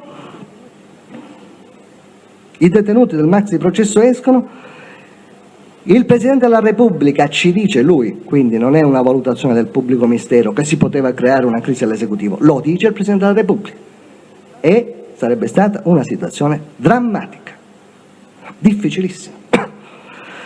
È interessante notare come il caso Pellegriti determinò anche un mutamento di atteggiamento di Andreotti nei confronti della legislazione sui collaboratori. Alla fine della seduta del 2 agosto del 1989, il Senato aveva approvato una mozione che tra l'altro impegnava il governo ad emanare una legge per la protezione dei collaboratori di giustizia e dei loro familiari. Vedi il resoconto stenografico della seduta del 2 agosto. Convocato dalla Commissione parlamentare antimafia in data 4 agosto, Andreotti sull'argomento aveva dichiarato, leggo testualmente: appare urgente giungere altresì ad un'organica disciplina in ordine ai collaboratori di giustizia, i cosiddetti pentiti, prevedendo misure che incoraggino la dissociazione e garantiscano alle loro famiglie programmi di protezione e di reinserimento in ambienti sicuri. Si tratta di misure di cui già si è avuta esperienza, ad esempio negli Stati Uniti, dopo le rivelazioni provenienti dall'area del crimine organizzato hanno sovente consentito di scoprire le prove di gravissimi delitti. Quindi alla data del 4 agosto Andreotti dice che è urgente fare una legge per la protezione dei pentiti. 4 agosto. Pochi mesi dopo Andreotti aveva cambiato completamente opinione. Infatti nella seduta della Commissione antimafia del 14 dicembre del 1989 alcuni componenti della Commissione ribadirono ancora una volta la necessità di varare quella normativa anche a seguito della recente strage in data 23 novembre 89 dei familiari del collaboratore Francesco Marino Mannoia. Riporto qui di seguito alcuni brani degli interventi svolti su questo argomento in quella seduta dall'onorevole Azzaro, esponente della Democrazia Cristiana, e dall'onorevole Imposimato, esponente del Partito Comunista. Dice Azzaro, pagina 448-449 di questo resoconto, che è il documento 49 della Difesa. Sulla questione dei pentiti vi deve certamente essere l'intervento del Parlamento. Se però essi hanno una funzione, ritengo che sia opportuno impedire che la dichiarazione di pentitismo diventi un caso nazionale. Attualmente di Mannoia si parla continuamente, ma nel frattempo egli ha perduto la madre, la sorella e la cugina. Bisogna che da parte dello Stato vi sia una maggiore riservatezza di fronte a fatti del genere. Determinate misure sono assolutamente necessarie ogni volta che vi è una persona che decide di parlare. E infatti con Buscetta, Contorno, Calderone e Mannoia si sono fatti passi avanti. La mafia è un'organizzazione, perciò se si riesce a portare a scompiglio nel suo ambito si compiono grossi passi in avanti. Il meccanismo però si blocca perché, sapendo ormai tutto quello che è stato detto a Mannoia, la mafia si sta riorganizzando per tentare di neutralizzare gli effetti delle sue dichiarazioni. Non è possibile che ciò accada e lo Stato deve fare qualche cosa per evitarlo. È necessario perciò che lo Stato dimostri un grandissimo senso di equilibrio e una grandissima responsabilità. È questo che noi chiediamo, bisogna che vi siano leggi che garantiscono coloro che vogliono collaborare. Onorevole Onorato, pagina 458 e 459.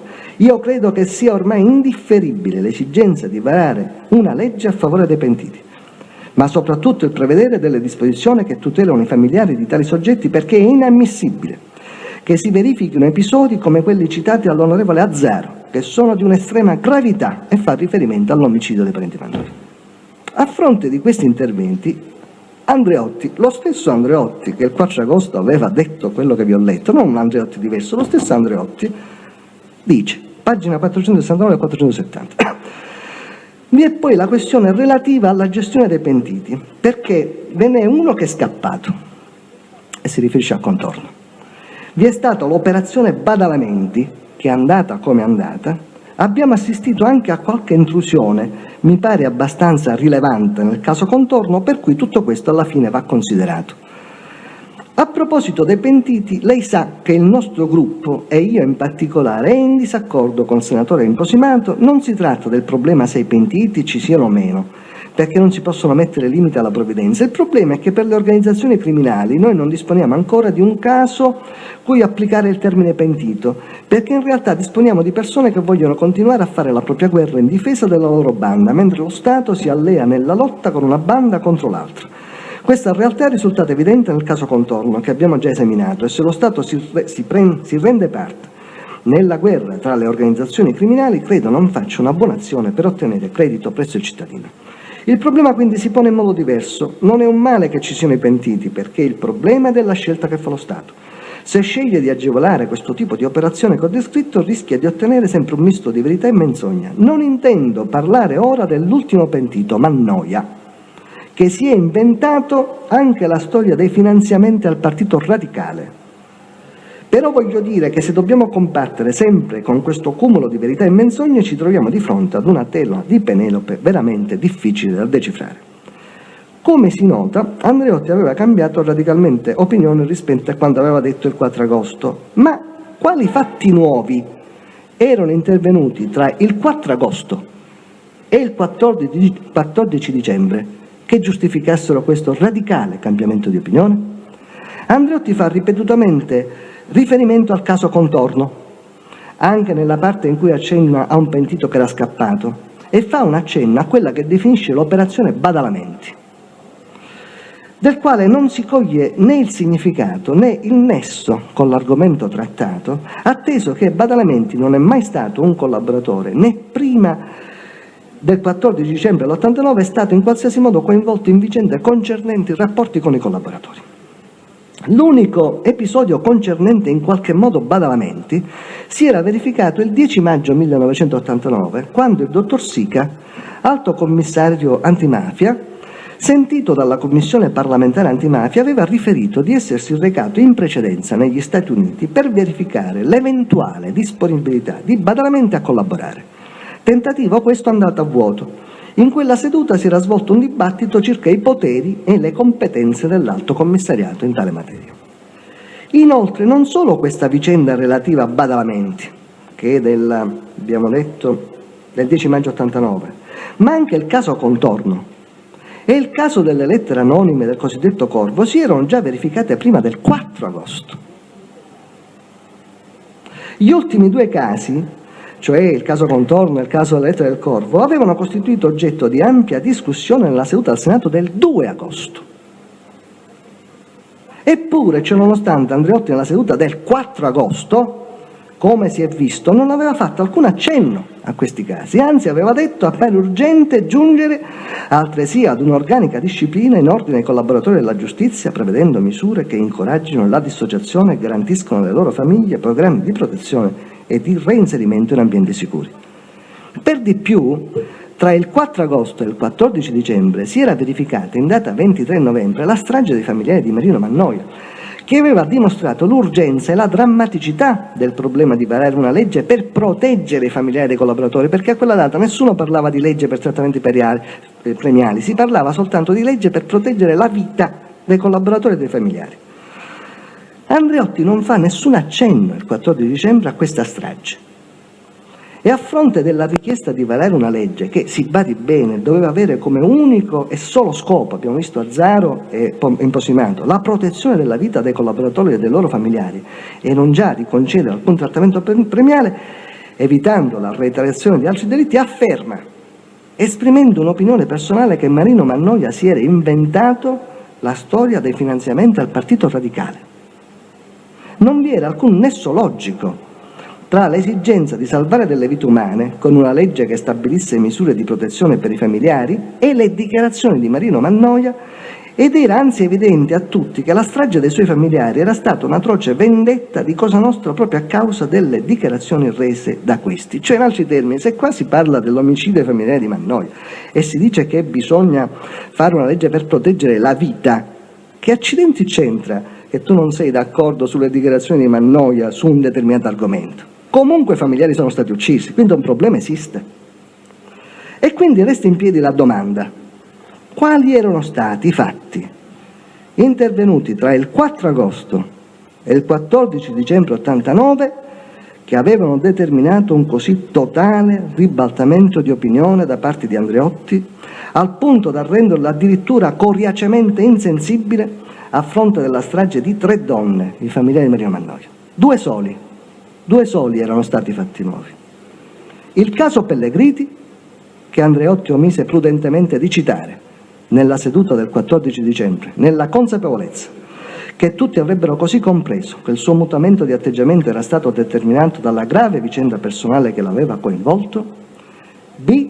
Il fatto che dopo Pellegriti Marino Mannoia aveva iniziato ad alzare il velo su argomenti che riguardavano i rapporti tra mafia e politica, argomento al quale Andreotti mostra di essere sensibilissimo, come dimostra la circostanza che egli, a fronte di tutte le importantissime dichiarazioni rilasciate a Marino Mannoia riguardante centinaia di omicidi, traffico di droga e altri gravi fatti criminosi, a seguito delle quali già in data 2 dicembre dell'89 era stata emessa un'ordinanza di custodia cautelare nei confronti di numerosi esponenti di Cosa Nostra nel processo a carico di Pietraglieri ed altri, ritiene di citare solo la dichiarazione concernente i finanziamenti al Partito Radicale, bollandola pregiudizialmente come falsa senza neppure essere a conoscenza degli atti processuali e delle attività di riscontro effettuate dalla magistratura. Ancora, nella seduta della Commissione parlamentare antimafia del 23 marzo 1990, documento 49 della Difesa, Andreotti mantiene il suo atteggiamento negativo e dice: circa gli appalti ho già detto, mentre per quanto riguarda l'argomento dell'incolumità dei pentiti, occorre dire che questa è una grossa questione.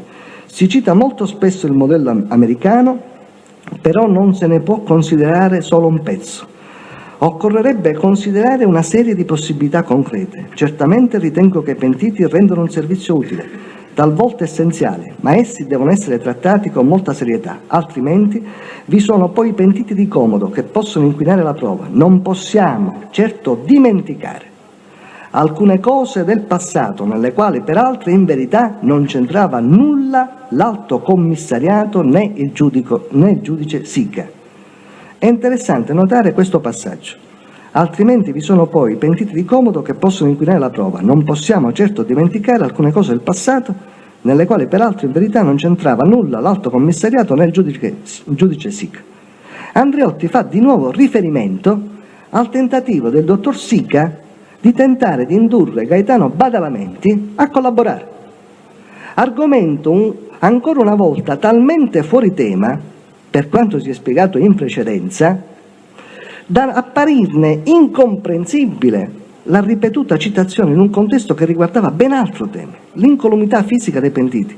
Ma se si sta parlando dell'incolumità fisica dei pentiti, che cosa c'entra il tentativo di Sica di andare da Badalamenti per vedere se vuole collaborare? Cioè, allora, se uno legge questo, non c'è nesso logico. Ma perché il tentativo di Sica di indurre Badalamenti a collaborare aveva così urtato la suscettibilità di Andreotti da divenire per lui una sorta di chiodo fisso e da citare il caso a proposito dei pentiti di comodo che possono inquinare la prova, tenuto conto che Badalamenti non collaborava?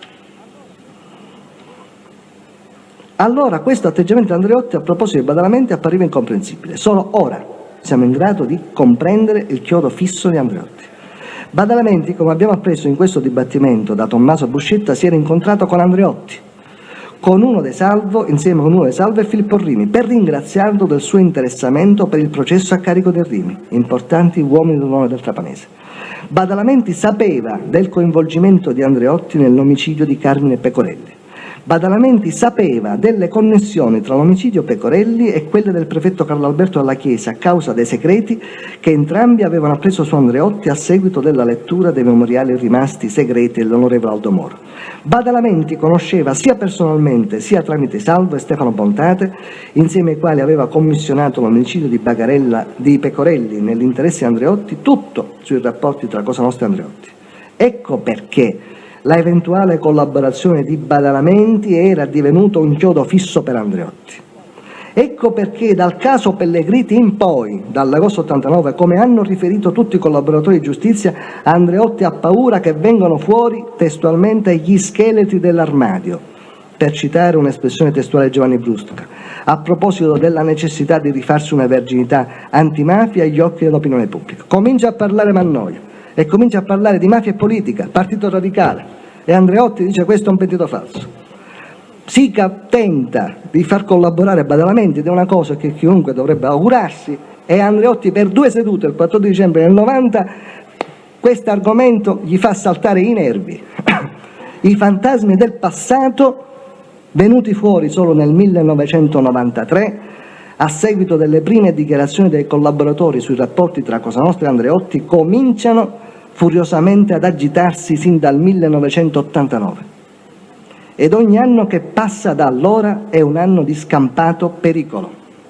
Un anno nel quale bisogna mettere le carte a posto, come si dice a Palermo, a fronte delle continue e montanti accuse di Orlando e di altri ad Andreotti di essere il garante della mafia. Ecco perché dal 1991 in poi non bisogna né spronare né ostacolare, per ricordare le parole di Martelli, le iniziative legislative contro Cosa Nostra dello staff Martelli-Scotti-Falcone adottate in un panorama politico nel quale ormai quello della criminalità mafiosa era divenuto il problema numero 1. Non spronare per non sovraesporsi nei confronti di Cosa Nostra, alla quale viene fatto sapere che la responsabilità è di Martelli, quel Martelli che Andreotti tenterà di azzerare politicamente nel luglio-agosto del 1992 e che Cosa Nostra progettava di uccidere. Non ostacolare per non sovraesporsi nei confronti di quelli che continuavano ad accusarlo di essere il garante della mafia e nei confronti di Martelli, vicepresidente del Consiglio, uomo di punta del più importante alleato di governo, il Partito Socialista, uomo dotato, a differenza di Vassalli, importante giurista, ma privo di ogni autonomo peso politico, di una grandissima caratura politica, tale da poter assumere la decisione di provocare anche una crisi di governo, se gli fossero stati posti ostacoli, con tutte le gravissime conseguenze del caso. Stretto tra l'incudine e il martello, Andreotti non ha che una strada per tenere buona Cosa Nostra e mantenere il suo impegno nei confronti dell'organizzazione: lasciare che venga tessuta alla luce del giorno, sotto i riflettori dell'opinione pubblica e degli alleati di governo, la tela di Penelope della legislazione antimafia, e poi disfare nell'oscurità dei rapporti interpersonali con il dottor Corrado Carnevale quella stessa tela, vanificandone tutti gli effetti con l'annullamento della sentenza del maxi processo in Cassazione.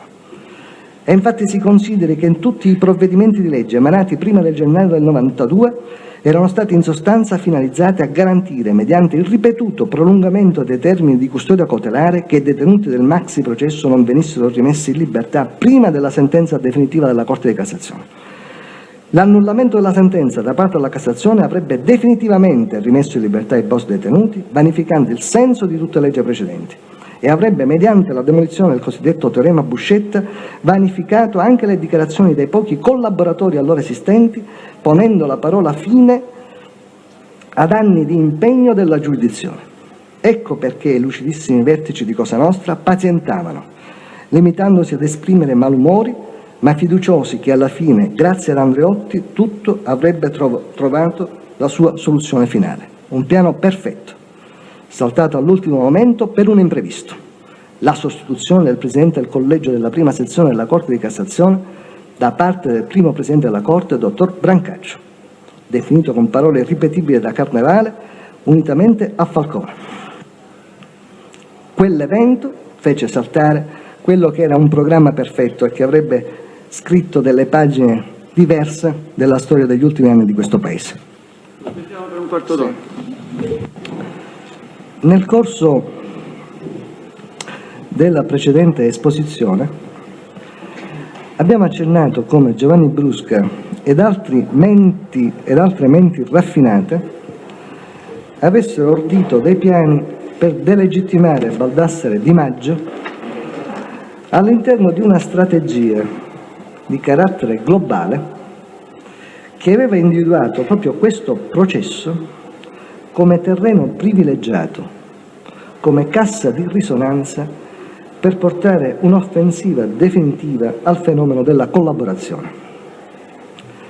Si fa riferimento in particolare al cosiddetto piano Violante, che coinvolgeva l'avvocato Vito Ganci, ma quel piano, che doveva essere attuato nell'agosto del 1996, è stato solo uno dei momenti di visibilità, di emersione, di un complesso disegno, poi proseguito nel tempo, almeno sino al giugno del 1997, per fare precipitare questo processo in una perversa ed irreversibile spirale di delegittimazione, che avrebbe dovuto travolgere Baldassare Di Maggio con effetti a cascata sugli altri collaboratori e i magistrati che avevano condotto le indagini.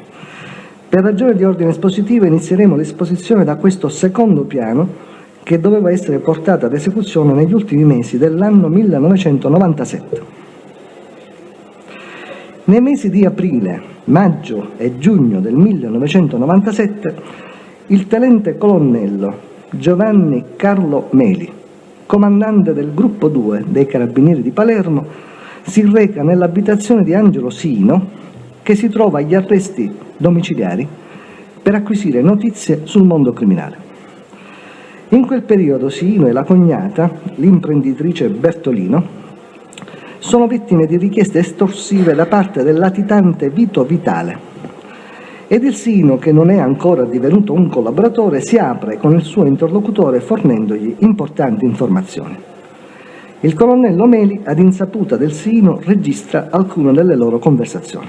Il 27 maggio 1997 Sino è da poco tornato da Pisa, dove si era recato per cure ospedaliere e dove aveva incontrato Baldassare Di Maggio, Michele Camarda e Nicola Lazio, apprendendo importanti notizie che riferisce al colonnello Meli.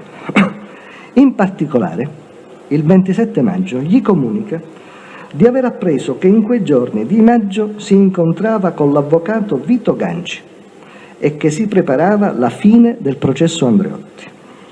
Il 3 giugno Sino comunica al tenente colonnello Meli che Ganci aveva chiesto a Di Maggio di ritrattare le sue accuse nel processo Andreotti. Questo risulta dalle conversazioni che sono state acquisite al fascicolo di questo dibattimento del 27 maggio e del 3 giugno, sulle quali ritorneremo nel prosieguo. Di tutto ciò, cioè del fatto che Meli e Sino si incontravano, che il 27 e il 3 maggio Sino aveva detto a Meli queste cose, né la Procura di Palermo, competente ad occuparsi del caso e che già dal mese di aprile aveva avviato indagini sul Di Maggio, né altre autorità giudiziarie venivano informate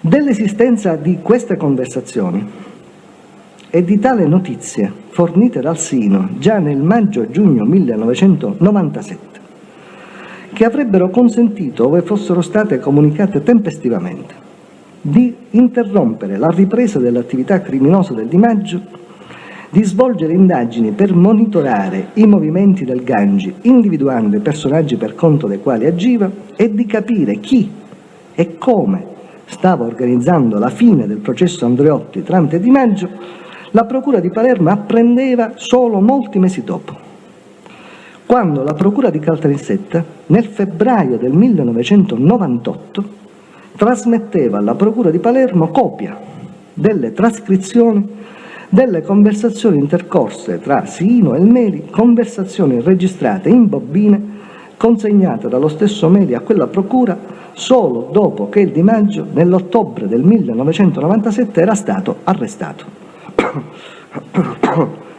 Nell'ignoranza del contenuto e della medesima esistenza di tali conversazioni registrate, la Procura di Palermo apprende autonomamente la prima notizia dell'esistenza di un piano volto a indurre Di Maggio a ritrattare le sue dichiarazioni sul senatore Andreotti quando, nell'ottobre del 1997, viene arrestato Giuseppe Maniscalco, uno dei complici del Di Maggio. Questi, nel confessare di aver eseguito degli omicidi insieme al Di Maggio, riferisce che quest'ultimo gli aveva confidato di essere stato contattato da persone che gli offrivano ingenti somme di denaro per indurlo a ritrattare. Maniscalco è il primo in assoluto che parla di questa vicenda. Ma la svolta nelle indagini avviene a seguito dell'interrogatorio di Gioacchino La Barbera, in data 15 ottobre 1997, il quale rivelava quanto poi ha ripetuto in questo dibattimento all'udienza del 17 febbraio del 1998 e che qui riassumo. Quando nell'aprile del 1997 i quotidiani avevano pubblicato alcune dichiarazioni di Giovanni Brusca, secondo le quali il Di Maggio, unitamente alla Barbera e a Santo Di Matteo, erano tornati in San Giuseppe Jato per commettere dei reati, egli, la Barbera, si era preoccupato e ne aveva parlato con il proprio difensore, l'avvocato Ligotti, chiedendogli se poteva parlare con i magistrati per smentire di essere tornato mai a San Giuseppe Jato. L'avvocato gli aveva detto di non dare peso a voci giornalistiche che potevano essere prive di fondamento. Successivamente, nell'agosto del 1997, quando Di Maggio gli aveva rivelato di essere sceso a San Giuseppe Jato e di essere coinvolto nell'attentato a tale Costanza, egli aveva chiesto preoccupato al Di Maggio se si rendeva conto di che cosa stesse combinando e dei guai giudiziari ai quali andava incontro con il suo comportamento delittuoso. Questi, Di Maggio, gli aveva risposto di essere tranquillo, perché tanto non gli succedeva niente, aggiungendo che se fosse finito in galera avrebbe portato con sé 2 o 3 pubblici ministeri del processo Andreotti. Alla richiesta di chiarimenti in proposito da parte della Barbera, Di Maggio gli aveva confidato di avere dato ad un professionista collegato con Andreotti dei documenti nei quali vi era scritto che ciò che aveva dichiarato sull'incontro tra Riina e Andreotti era falso e gli era stato suggerito dai pubblici ministeri. Se fosse stato arrestato, aveva aggiunto il Di Maggio, avrebbe detto al presidente, che presiedeva il processo Andreotti, di essersi inventato tutto e che le accuse volte ad Andreotti gli erano state dettate dai pubblici ministeri.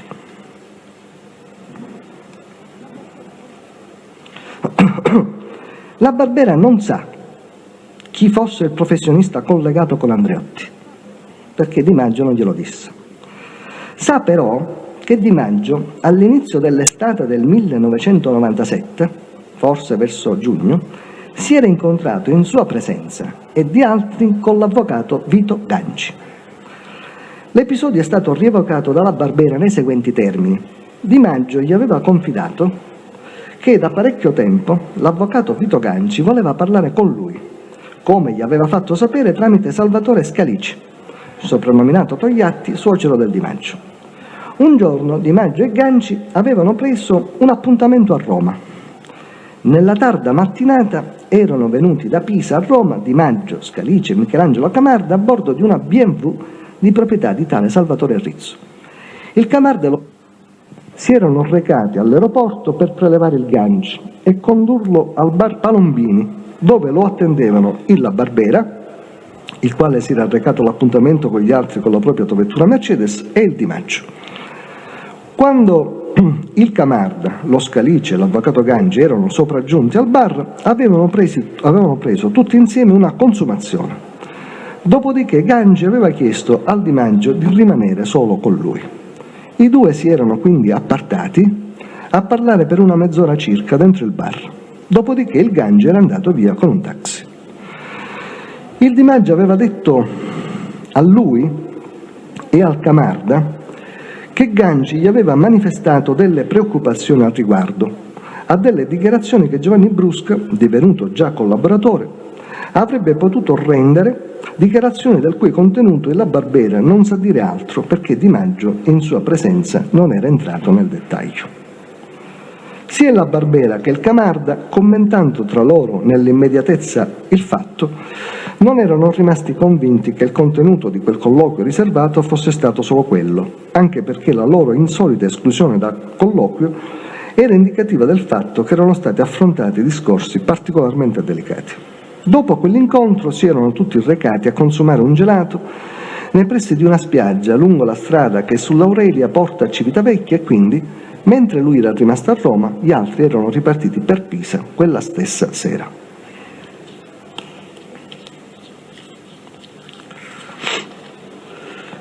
Baldassare Di Maggio, come ha riferito lo stesso La Barbera in questo dibattimento, in un primo momento, dopo essere stato arrestato, nel corso del confronto avuto con La Barbera in data 16 ottobre 1997 aveva negato di essere stato contattato per ritrattare le accuse e poi finiva per confessare, giungendo nel corso dei giorni seguenti a fornire la piena ricostruzione di quanto era accaduto nei termini nei quali ha riferito in questo dibattimento all'udienza del 27 gennaio 98. Quindi importante questo incipit, non è che è Di Maggio che racconta per primo questa storia, la racconta Maniscalco, la racconta La Barbera, si fa un confronto tra La Barbera e Di Maggio, nel corso del confronto Di Maggio in un primo momento dice non è vero, dopodiché ci ripensa e racconta come sono andati i fatti. Quindi l'emersione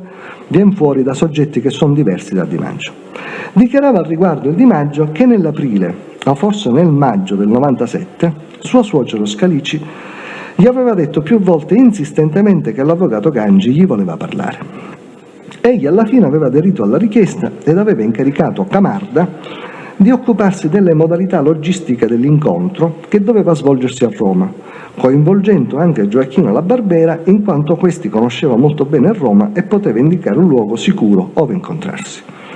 Il giorno prefissato egli era sceso da Pisa a Roma a bordo di una BMW prestatagli da Salvatore Rizzo in compagnia del suocero Scalici, il quale si era recato a Pisa circa 2 giorni prima.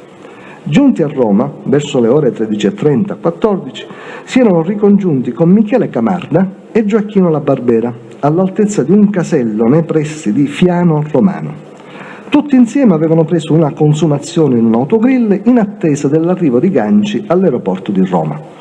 Quindi si erano divisi. Camarda e Scalici si erano recati in aeroporto per prelevare Ganci e condurlo al bar Palombini, mentre egli e la Barbera, a bordo dell'autovettura di questi, si erano posizionati sotto un ponte a qualche chilometro dal bar Palombini per controllare il passaggio dell'autovettura a bordo della quale si trovava Ganci e verificare se per caso vi fosse qualcuno che lo seguiva a distanza. Qualche minuto dopo che Ganci e gli altri erano già arrivati al bar Palombini, egli e la Barbera li avevano raggiunti. Dopo che tutti insieme avevano preso una consumazione e si erano scambiati dei convenevoli, il Ganci gli aveva chiesto di appartarsi con lui. Nel corso di tale conversazione riservata, il Ganci in un primo momento gli aveva parlato in termini negativi di Giovanni Brusca, raccontandogli alcuni episodi che riguardavano questi. Dopodiché Ganci aveva cambiato discorso, dicendogli che c'erano persone di alto livello, pezzi dello Stato, disposte a qualsiasi cosa ad uscire dei miliardi se lui avesse ribaltato il processo Andreotti. Al riguardo gli aveva detto che presto esso Di Maggio sarebbe stato citato nel processo Andreotti e qui avrebbe dovuto sostenere che le sue dichiarazioni sull'incontro tra Andreotti e Riina erano false e gli erano state suggerite dalla Procura di Palermo. Quindi il Ganci gli aveva dato appuntamento per presentargli queste persone una settimana dopo, verso l'1:30, all'uscita a Roma Nord, dinanzi a un autogrill. Circa 7 giorni dopo, Di Maggio si era quindi recato di nuovo all'appuntamento nel luogo indicato. Sempre a bordo della BMW di Rizzo era partito da Pisa verso le 9 del mattino, giungendo all'autogrill verso le ore 11:30-12.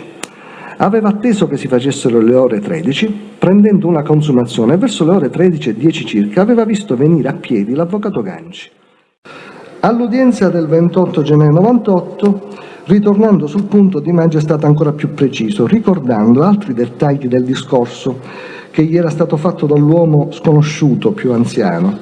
Questi gli aveva detto che avrebbe dovuto giustificare la sua ritrattazione allegando motivi di coscienza e che avrebbe dovuto asserire che le accuse rivolte al senatore Andreotti gli erano state suggerite dalla Procura di Palermo. Gli altri partecipanti all'incontro al bar Palombini, sentiti in questo dibattimento, hanno riferito l'episodio negli stessi termini. Scalici Salvatore, suocero del Di Maggio, all'udienza del 18 febbraio 98 ha dichiarato che l'avvocato Ganci, con il quale esiste un filo di parentela, le loro nonne erano sorelle, nel 1997, il teste non ricordava bene il mese, forse giugno, gli aveva chiesto di procurargli un appuntamento con Di Maggio. Egli aveva incaricato Nicola Lazio di comunicare a Di Maggio tale richiesta e, avuto l'assenso di quest'ultimo, aveva poi telefonato alla propria figlia a Pisa affinché informasse il Di Maggio della data fissata per l'incontro con il Ganci. Quindi era partito per Pisa qualche giorno prima dell'appuntamento. Da Pisa aveva fatto compagnia al Di Maggio durante il viaggio a Roma. Il Ganci era stato prelevato all'aeroporto da lui e da Michele Camarda. L'incontro si era svolto in un bar di Roma ed erano presenti lui, il Di Maggio, Camarda ed un'altra persona che aveva un'autovettura Mercedes, si tratta di Gioacchino La Barbera. A un certo punto Di Maggio e Ganci si erano appartati per parlare. Al termine di tale colloquio riservato, Ganci era andato via con un taxi. Michelangelo Camarda è stato il più ricco di dettagli, anche perché era stato colui che su incarico del Di Maggio aveva curato l'organizzazione dell'incontro. A proposito di questo personaggio, bisogna dire che all'udienza del 7/4/98 si è chiarito che Camarda era colui di cui più si fidava Di Maggio, quasi il suo alter ego. All'udienza del 7/4/98 Camarda ha dichiarato che verso il 20 maggio 97 lui e Lazio si erano recati in Toscana per parlare con Di Maggio.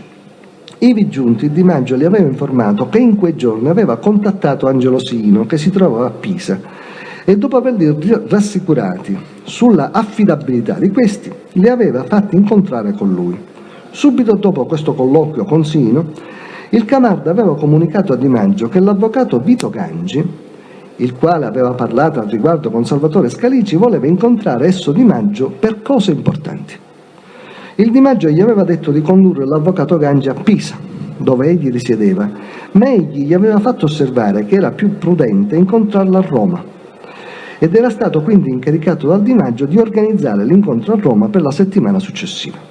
Ritornato al paese, il Gangi aveva a sua volta incaricato lo Scalici di comunicare al Gangi, il Camarda aveva a sua volta incaricato lo Scalici di comunicare al Gangi che doveva recarsi a Roma il mercoledì o giovedì con un aereo che arrivava a Roma verso le ore 14. Qui sarebbe stato prelevato da una persona il cui nome convenzionale era Roberto. Aveva quindi detto allo Scalici di partire alla volta di Pisa in modo da far compagnia al Di Maggio nel viaggio da Pisa a Roma. Lo Scalici quindi partito per Pisa. Alle 7 del mattino del giorno prefissato per l'incontro, il Camarda aveva preso il volo per Roma, dove al suo arrivo era stato prelevato da Gioacchino La Barbera, al quale aveva dato appuntamento la sera precedente per telefono. Solo a Roma aveva spiegato alla Barbera che di lì a poco ci si doveva incontrare con l'avvocato Ganci. Verso le ore 12:30 avevano agganciato all'uscita autostradale di Larispoli Di Maggio e Scalici che arrivavano da Pisa a bordo di una BMW di Salvatore Rizzo. Dopo aver consumato uno spuntino al bar di un distributore di benzina, verso le ore 13:30, 13:45 egli e lo Scalici si erano recati all'aeroporto per prelevare il Ganci. Lungo il percorso di ritorno, dall'aeroporto al bar Palombini, luogo dell'appuntamento, egli all'uscita dal raccordo per l'Eur aveva visto l'autovettura Mercedes della Barbera che si era posizionata in modo da controllare se qualcuno seguiva l'autovettura guidata dal Camarda dove si trovava il Ganci. Arrivati al bar Palombini erano sopraggiunti a piedi, dopo circa 10 minuti, il Di Maggio e la Barbera. Dopo che la Barbera era stato presentato al Ganci, e dopo aver preso tutti insieme una consumazione, il Gangi aveva chiesto al Di Maggio di rimanere soli a parlare. Quindi, su invito del Di Maggio, egli, la Barbera e Scalici erano usciti dal bar, sostando in una villetta che si trovava nei pressi, mentre il Di Maggio e il Gangi si erano trattenuti a parlare per circa 20-30 minuti. Al termine di tale conversazione riservata, l'avvocato Ganci e il Di Maggio erano usciti dal bar e il primo li aveva invitati nella sua tenuta in Roma, chiedendo anche se poteva essere ivi accompagnato. Il Di Maggio aveva declinato l'invito con una scusa. Quindi il Ganci era stato accompagnato dal Camarda e dallo Scalici ad una fermata di taxi a circa 500 metri ed era andato via in taxi. Ritornati al bar Palombini, Di Maggio gli aveva detto che l'avvocato Gangi gli aveva parlato di argomenti che riguardavano Giovanni Brusca. Andati via dal bar Palombini, si erano tutti recati su una spiaggia, nella zona di Santa Marinella, il racconto coincide perfettamente con la Barbera, ove erano rimasti a chiacchierare di altri argomenti per circa una mezz'ora. Dopodiché, mentre la Barbera era rimasta a Roma, essi, cioè Camarda, Di Maggio e Scalici, avevano fatto rientro a Pisa. A questo punto Camarda ha raccontato quanto gli aveva detto Di Maggio nel corso di quel viaggio di ritorno da Roma a Pisa. Il suo racconto coincide perfettamente con quello che è stato riferito dal Di Maggio in questo dibattimento. Ha riferito il Camarda che durante il viaggio di ritorno a Pisa Di Maggio riprese il discorso sulla conversazione avuta poco prima con Ganci. A un certo punto, infatti, si erano fermati in un'area di servizio nei pressi di Grosseto per fare benzina. Approfittando del fatto che Scalici era sceso momentaneamente dalla macchina, il Di Maggio aveva detto al Camarda che c'era qualcuno interessato per il processo Andreotti e che gli era stato offerto una somma di denaro. Testualmente: ci sono piccioli in tuo mezzo. Il Di Maggio aveva chiesto quindi al Camarda se poteva rimanere a Pisa anche la settimana successiva perché aveva un altro appuntamento a Roma, un appuntamento che Camarda, dal contesto del discorso che riguardava l'avvocato Ganci, comprese essere con quest'ultimo. Il Camarda aveva risposto a Di Maggio che non poteva restare perché aveva altri impegni al paese. Il colloquio tra i due si era interrotto perché nel frattempo era ritornato in macchina lo Scalici. Ripreso il viaggio di rientro a Roma, il Di Maggio, sapendo che di lì a poco doveva recarsi a Pisa tale Franco Vitale, altro personaggio del suo gruppo, aveva detto al Camarda: appena viene Franco Vitale ci devo dire che mi hanno offerto una cifra X per ritrattare al processo Andreotti, vediamo come reagisce. Il Camarda ha chiarito che mentre il Di Maggio era molto serio quando poco prima gli aveva parlato in assenza dello Scalici, ora, alla presenza di questi in macchina, parlava a mezze parole, in modo da essere capito dal Camarda che era stato messo al corrente del discorso pregresso avuto col Ganci, e in tono scherzoso. Il Vitale era infatti un tipo faceto, e il Di Maggio non aveva intenzione di metterlo al corrente di quanto era avvenuto, ma solo di stuzzicare la sua reazione dicendogli che gli era stata offerta una cifra di 15 miliardi, gonfiata e ben superiore a quella reale, sicuro com'era che questi sarebbe balzato dalla sedia e lo avrebbe invitato ad accettare la proposta, e ciò in quanto in precedenza il Vitale aveva chiesto al Di Maggio come mai nessuno lo avesse avvicinato per indurlo a ritrattare dietro compenso in denaro. Si tratta, come spesso avviene nella vita, di un momento in cui Di Maggio inserisce, per allentare la tensione vissuta in quella giornata, una nota di colore umoristica nel suo dialogare con l'amico Camarda. Il Camarda ha anche ricordato che quella stessa sera, o il giorno dopo, il Di Maggio gli aveva aggiunto che Ganci, nel corso della conversazione, gli aveva detto che lui, ritrattando, avrebbe dovuto accusare la procura di Palermo, assumendo che erano stati i magistrati a suggerirgli di rendere false dichiarazioni su Andreotti. Il Camarda ha poi riferito che Di Maggio nel periodo successivo manifestò di essere preoccupato e di sospettare di essere seguito da qualcuno che controllava i suoi movimenti. Un giorno, nel mese di agosto-settembre, mentre si trovavano insieme in macchina, il Di Maggio gli aveva detto di essersi accorto che vi erano due persone che li seguivano e per questo motivo gli aveva fatto imboccare una curva all'uscita da un rettilineo per sottrarsi alla vista di quei due uomini. In quella circostanza aveva chiesto al Camarda di procurargli un'arma per difendersi e nel contempo di procurargli un appuntamento con l'avvocato Ganci. Il Camarda quindi si era recato con Scalici dall'avvocato Ganci. Anche questa dichiarazione di Camarda è stata riscontrata. All'udienza del 18/2/98 lo Scalici Salvatore ha ricordato che in effetti in periodo successivo all'omicidio Erato e prima dell'arresto del Di Maggio accompagnò Camarda nello studio di Ganci a Palermo. L'avvocato era assente perché si trovava a Roma e Camarda aveva commentato che tale comportamento del Ganci non gli piaceva. Come si può notare, esiste una perfetta coincidenza tra le dichiarazioni di Di Maggio e quelle di Camarda su quanto questi apprese dal medesimo Di Maggio circa il contenuto del suo colloquio segreto con Ganci al bar Palombino e la circostanza del secondo appuntamento con il Ganci a Roma. In particolare, quanto al secondo appuntamento con il Ganci, è importante sottolineare che il giorno stesso dei colloqui al bar Palombini, Di Maggio chiese al Camarda, la persona di cui più si fidava, di trattenersi a Pisa un'altra settimana, perché egli aveva un altro incontro a Roma con Ganci. Questa richiesta al Camarda riscontra il fatto che già alla data dell'incontro al bar Palombini, Ganci aveva fissato un altro appuntamento al Di Maggio a distanza di circa una settimana, come ha riferito il Di Maggio, e dimostra che questi non si sentiva tranquillo a recarsi all'appuntamento da solo. È altresì importante sottolineare che, come ha riferito il Camarda, dopo l'incontro al bar Palombini, il Di Maggio aveva la certezza di essere controllato e cominciò a temere per sé, tanto da chiedere al Camarda di procurargli un'arma e nel contempo un nuovo appuntamento con il Ganci, la persona che il Di Maggio aveva individuato come colui dal quale provenivano i pericoli per sé e dal quale poteva avere assicurazione. Ricordiamo ancora che lo stesso Di Maggio ha riferito che egli già nell'agosto del 1997 si era accorto, mentre si trovava all'aeroporto di Pisa, di essere controllato da uno dei due uomini che gli aveva presentato il Ganci in occasione del loro secondo incontro. Leggo solo questo passo. Lei stava prendendo, dice il pubblico ministero, il caffè all'aeroporto di Pisa, siamo nell'agosto, con Baldassare Migliore, con Giuseppe Maniscalco e c'era a circa 5 metri di distanza una persona che osservava. Di Maggio, sì. Ritorniamo sul punto. Chi era quella persona che vi stava guardando? Di Maggio. Era uno di quei due, era quello più giovane. Pubblico ministero, cioè quello con le basette a punta? Di Maggio, quello con le basette a punta, sì. Pubblico ministero, quindi c'è stato l'incontro con Ganci e con queste due persone e poi questo incontro con Baldassare Migliore, quanto tempo dopo rispetto a quello che c'è lungo l'autostrada lei si incontra con Baldassare Migliore? Passano quasi più di 2 mesi, mi sembra. pubblico ministero più di 2 mesi, e mentre lei sta parlando con queste persone, che sono Maniscalco e Migliore, vede quest'uomo, quello con le basette, e che cosa fa quest'uomo con le basette? Di Maggio, niente, a una certa distanza mi osserva, mi guarda.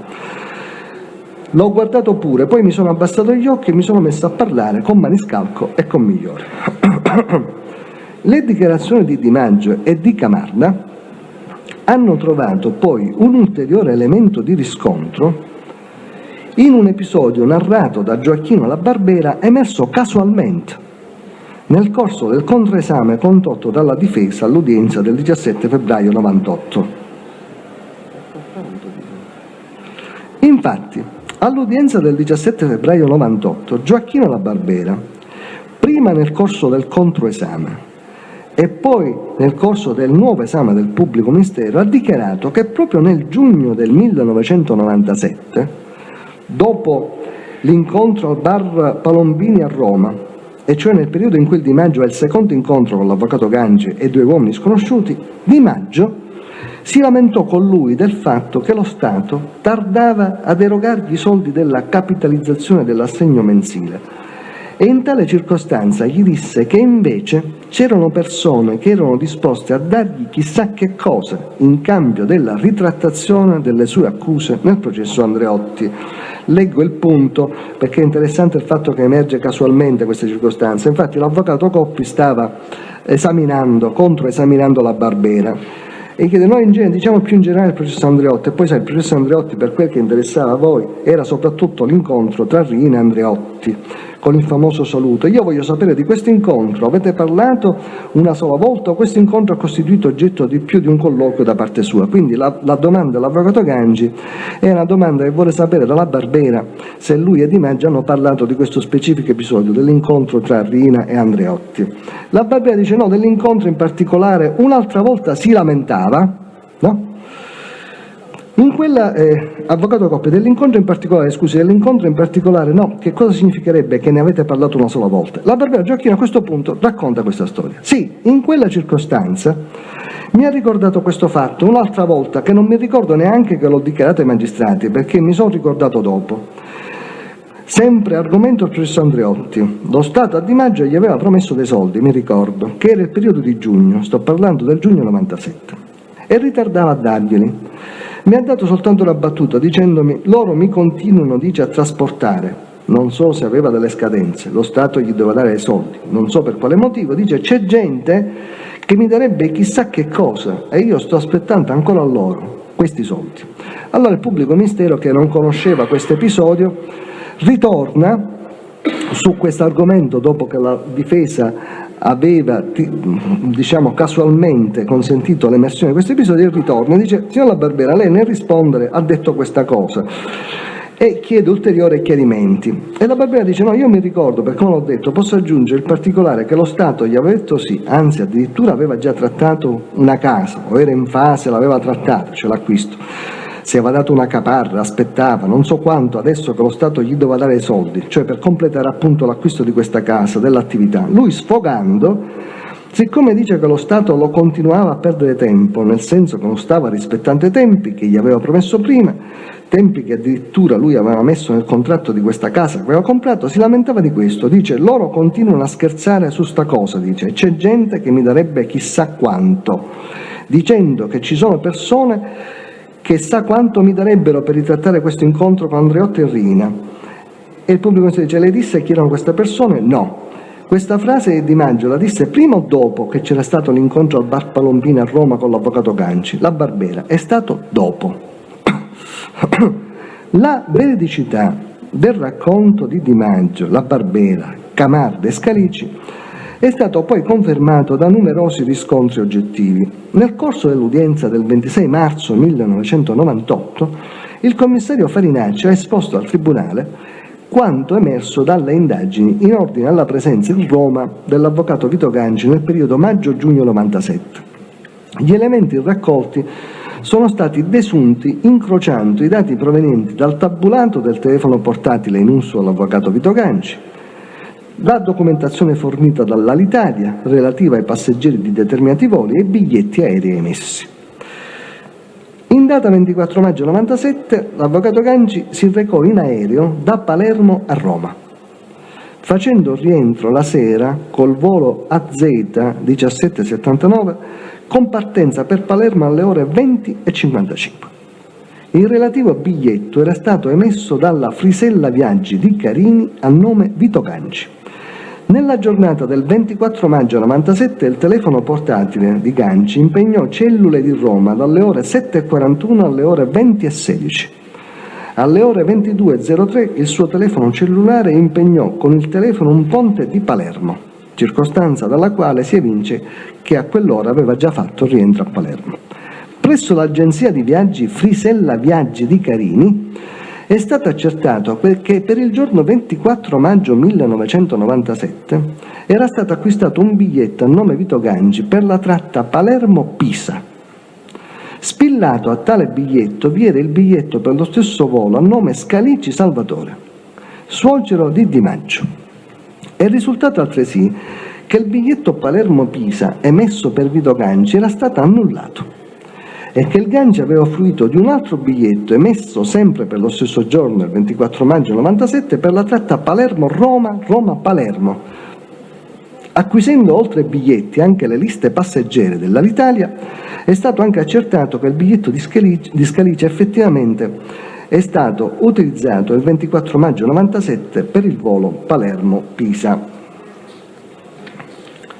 La circostanza che spillato al biglietto aereo dello Scalici per la tratta Palermo-Pisa del 24 giugno 97 vi fosse anche il biglietto per la stessa tratta di Vito Ganci, poi annullato, è stata spiegata da Michelangelo Camarda all'udienza del 7 aprile 98. Questi ha spiegato che lo Scalici aveva intenzione di condurre con sé il Ganci direttamente a Pisa per incontrare Di Maggio e per questo motivo aveva fatto i biglietti sia per lui che per il Ganci.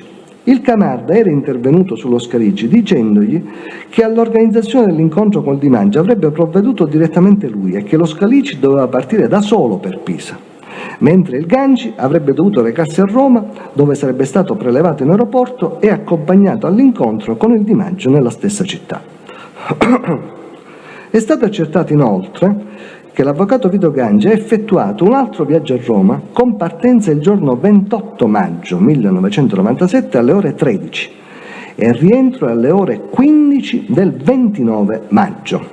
Tutte circostanze riferite da Farinacci in udienza.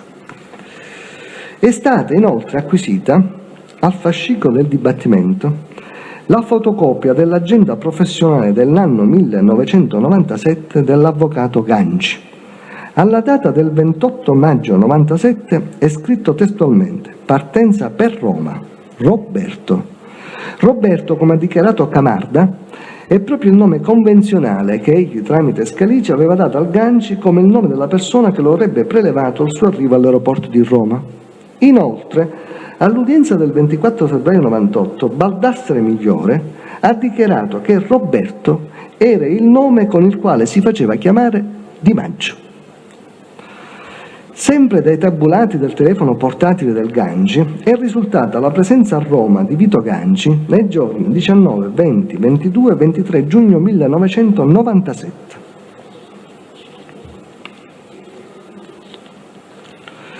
Il teste Farinacci, in ordine alla presenza a Roma di Vito Ganci tra il 28 maggio e il 18 giugno 97, ha riferito alcuni elementi significativi. Il 3 giugno 97 una persona di sesso maschile a nome Ganci si è imbarcata per Roma alle ore 10:40. Su quello stesso volo era presente Baldassare Migliore, amico di Baldassare Di Maggio, sul quale ritorneremo.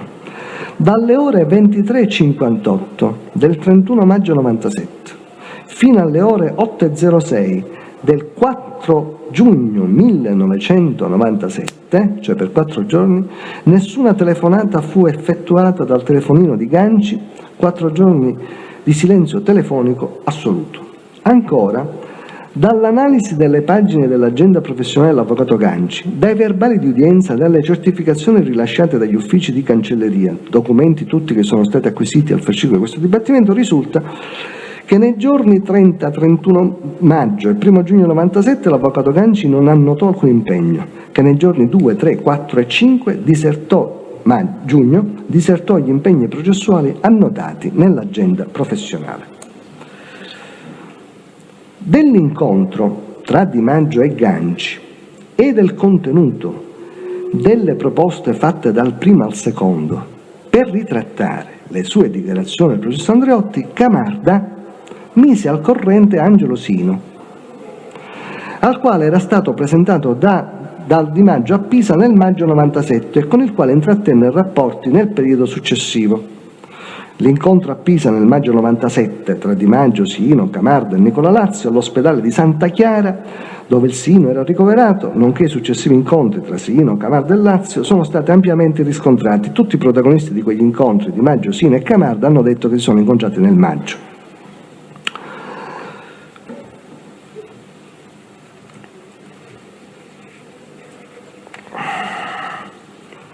A questo riguardo, all'udienza del 7 aprile 98, Sino ha dichiarato che il Camarda gli aveva detto nel maggio del 1997 che l'avvocato Vito Ganci voleva incontrare Di Maggio, forse per discutere questioni che riguardavano Giovanni Brusca. Dopo qualche giorno, il Camarda gli aveva comunicato che l'incontro era avvenuto e che Ganci aveva chiesto al Di Maggio di ritrattare le dichiarazioni che aveva reso nel processo Andreotti. Alle perplessità manifestate dal Sino, il Camarda gli aveva detto che avevano offerto in cambio a Di Maggio un sacco di soldi e che questi aveva i cani attaccati.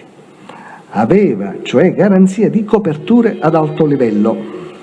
Questo è il punto della dichiarazione di Sino sull'argomento. C'è stato Michelangelo Camarda che mi aveva detto in primo tempo che l'avvocato Ganci si voleva incontrare con Di Maggio e io domandai a Camarda: ma perché si vuole incontrare?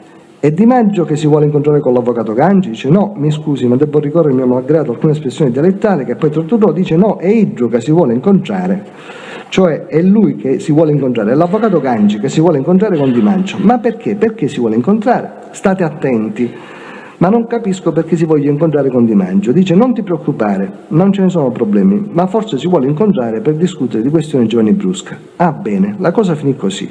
Dopo qualche giorno, rincontrandomi con Camarda, domandai ma com'è finito quel discorso? Si incontrarono? Che cosa si sono detti? Che cosa volevano? Ma cose di Giovanni Brusca. Ah, cose di Giovanni Brusca, solo queste. Un po' perplesso, un po' così, mi disse ma vuole l'avvocato Ganci che si deve ritirare tutte le dichiarazioni che ha fatto nel processo Andreotti. Pubblico ministero, chi deve ritirare tutte le dichiarazioni che ha fatto al processo Andreotti? Sino Angelo, Di Maggio. Pubblico ministero Di Maggio, lei disse che Sino Angelo, ma come vuole, come se le ritira queste dichiarazioni? Questo disse lei, pagina 127. Sino Camarda dice non lo so come vuole fare, ma dice che è tranquillo. In dialetto, ci runano un sacco di soldi. Ah sì, ci runano un sacco di soldi, bene, ma come fa a ritirarsi? Dici che avevi i cani attaccati, ai cani legati. Pubblico ministero, chi è che diceva che aveva i cani legati? Presidente, sempre Camarda, Sino Angelo, Di Maggio lo riferisce a Camarda lo riferisce a me. Io dico per me è pazzo, per me è un pazzo, ma se vuole andare a finire in galera. Questi sono stati i temi proprio del discorso, così parola più, parola meno, che si è svolto tra me e Camarda. Devo dire che Camarda aveva un po' di ritrosia a dirmi questo fatto, perché poi ho capito, come successivamente è stato chiarito, che il Di Maggio aveva imposto al Camarda di non dirmi niente di questo discorso. Questo è tutto. Alla stessa udienza il Camarda ha confermato queste dichiarazioni del Sino. Egli, dopo aver incontrato per la prima volta Sino a Pisa nel maggio, quando gli era stato presentato dal Di Maggio, lo aveva rivisto a Palermo, a casa della madre di questi, nei giorni seguenti all'incontro che si era svolto a Roma con il Ganci al bar Palombini. Non aveva detto al Sino in un primo momento che Di Maggio e Ganci si erano incontrati, ma solo che Ganci voleva incontrare il Di Maggio, e cioè in quanto voleva acquisire dal Sino, profondo conoscitore dell'ambiente di San Giuseppe Jato, un parere sull'affidabilità del Ganci. Il Sino gli aveva detto di stare attenti perché Ganci era persona molto legata ai Brusca. Pochi giorni dopo il Sino gli aveva chiesto notizie sull'incontro tra Di Maggio e Ganci e Camarda gli aveva stavolta detto che il Ganci aveva proposto al Di Maggio di ritrattare le accuse. Quando il Sino gli aveva fatto osservare che se il Di Maggio avesse fatto una cosa del genere avrebbe corso il rischio di essere arrestato, lui, Camarda, gli aveva detto di non preoccuparsi perché Di Maggio aveva i cani attaccati. Il Camarda aveva detto anche al Sino, nel contesto di un discorso che riguardava il progetto di acquistare l'iscrizione dell'impresa Farinella SpA, acquisto per cui occorrevano circa 300 milioni, di non preoccuparsi del denaro, perché se fosse maturata una certa cosa non avrebbero avuto problemi finanziari. Il Camarda ha precisato che egli fece questo discorso al Sino perché sapeva che al Di Maggio era stata offerta un'ingente somma di denaro in cambio della sua ritrattazione. Leggo sul punto le dichiarazioni di Camarda. Siccome all'appuntamento con Angelo Sino ci devo andare io e Lazio Nicola, quando ci siamo recati in questo appuntamento, che fu nella casa della madre, il primo appuntamento gli mette in chiaro ad Angelo Sino, gli dico: senti, così, che l'avvocato Ganci che vorrebbe incontrare Balduccio, che ne pensi tu? Io volevo sapere una sua idea, però già l'appuntamento vero e proprio con l'avvocato già c'era stato. Siccome lui era una persona che ci raccontava dei fatti che si erano svolti e delle confidenze che lui aveva avuto da parte di uomini vicino al Brusca, volevo vedere io la sua reazione. Qual è che poteva essere? Perché in tutto l'insieme di queste cose uno sempre, per non avere fiducia a nessuno, prima doveva vedere quale poteva essere una sua idea di dire no, state attenti perché, cioè qualsiasi discorso poteva fare lui, il Sino come risposta mi dice: ma quello lì, cioè Ganci, è una persona molto vicina e brusca, dice, che vuole da Di Maggio? State attenti e prendete le precauzioni se si debbono incontrare. Ci ho detto: tu per questo non ti preoccupare, perché penso che per essere ancora qua a camminare abbiamo la testa sulle spalle, non i piedi. Dice: va bene, dato che voi dite così, vedete. In un secondo appuntamento che io ho avuto con Angelo Sino gli riferisco: senti che c'è un certo Barbaro, e quindi fanno un discorso che riguarda un'altra persona, dopodiché lui capisce che c'è qualcosa nell'aria e mi fa a me, dice, forse neanche il Lazio ascoltava in questo istante perché forse si è allontanato, mi fa a me: ma quella cosa com'è finita? Parlando per il discorso dell'appuntamento con l'avvocato Ganci, ci dissi: tutto a posto, non ti preoccupare. Dice: ma che voleva? Insomma, che voleva? Ci disse: ma che voleva? Voleva per il fatto, a quanto pare, che gli ho specificato prima alcuni punti che erano questi, tra cui questo Barbaro, questi passaggi del discorso del Brusca, e poi gli ho detto: a quanto pare per il processo Andreotti l'hanno avvicinato. Però gli ho detto: non so di più, che cosa è che vogliono, che cos'è che non vogliono, non so di più. Ci ho detto: vabbè, poi più là se ne parla, se so qualche cosa ti faccio sapere. E in uno di questi, più avanti, in uno di questi incontri che ha avuto col Sino, il Sino mi ridomanda, perché nelle cose lui è molto insistente, non è che aspetta una risposta, mi pizzicava ogni tanto per sapere qualche informazione in più. Siccome io stavo lo stesso per cercare di avere qualche notizia che qualcuno poteva riferire, quindi stavamo sempre, lui parato da una parte, io parato da un'altra parte, però con un buon senso di amicizia, non è che per questo ci guardavamo male. E gli ho detto, siccome il Sino dice: Michele, c'è la possibilità di poter acquistare un'impresa, un'iscrizione di una bellissima impresa, non so per i tempi di quando lui era in società con queste persone, che questa impresa, posso fare il nome, ed era l'impresa Farinella. E ci ho detto: Angelo, non ti preoccupare per i soldi, vediamo se qualcosa matura, se qualcosa si riesce a risolvere. Io già sapendo il discorso qual era, pubblico ministero, qual era il discorso? Camarda, che era quello: se Balduccio ritrattava le accuse contro il senatore Andreotti e riceveva questa somma di denaro, io ho detto: se qualcosa riesce a maturare, i soldi non sono importanza, compriamo l'iscrizione e la compriamo per tutti e lavoriamo, cioè si mette in funzione di uno poter incominciare a operare con gli appalti tranquillamente. Più avanti Camarda, lui il Sino mi fa, quando gli ho accennato questo fatto, gli ho detto: a quanto pare lo vogliono fare ritrattare.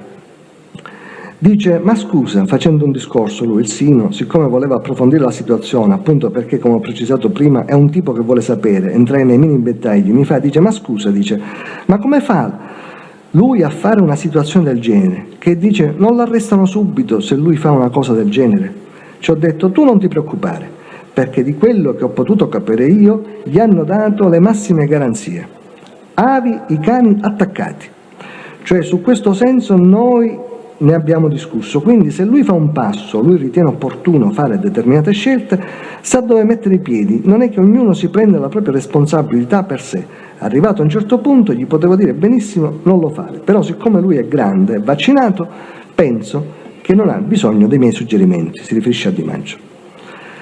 La rispondenza al vero di tutta questa vicenda non risulta solo dalle dichiarazioni assolutamente convergenti dei collaboratori, dei testi e dai riscontri esterni acquisiti dalla DIA. Esiste agli atti un elemento processuale al quale abbiamo già fatto cenno all'inizio, che nella sua oggettività fornisce un riscontro granitico ed autosufficiente all'esistenza di un piano ordito dall'avvocato Ganci e altri insieme a lui per indurre Di Maggio a ritrattare le sue accuse ed affossare questo processo. Ci si riferisce al contenuto delle conversazioni tra Sino e Meli nei giorni 27 maggio e 3 giugno 1997. Possiamo leggere a questo punto, alla luce delle risultanze processuali che abbiamo esposto, la trascrizione di quelle conversazioni. Che sono state acquisite.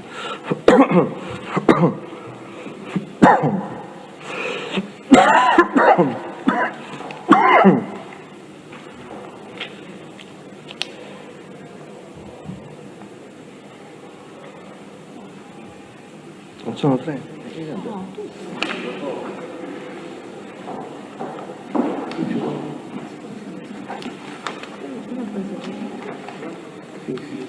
Sono tre copie, sì? Il Presidente ce l'ha? Allora, è il punto che ho segnato, pagina 9 e pagina 10 della trascrizione della conversazione del 27 maggio 97.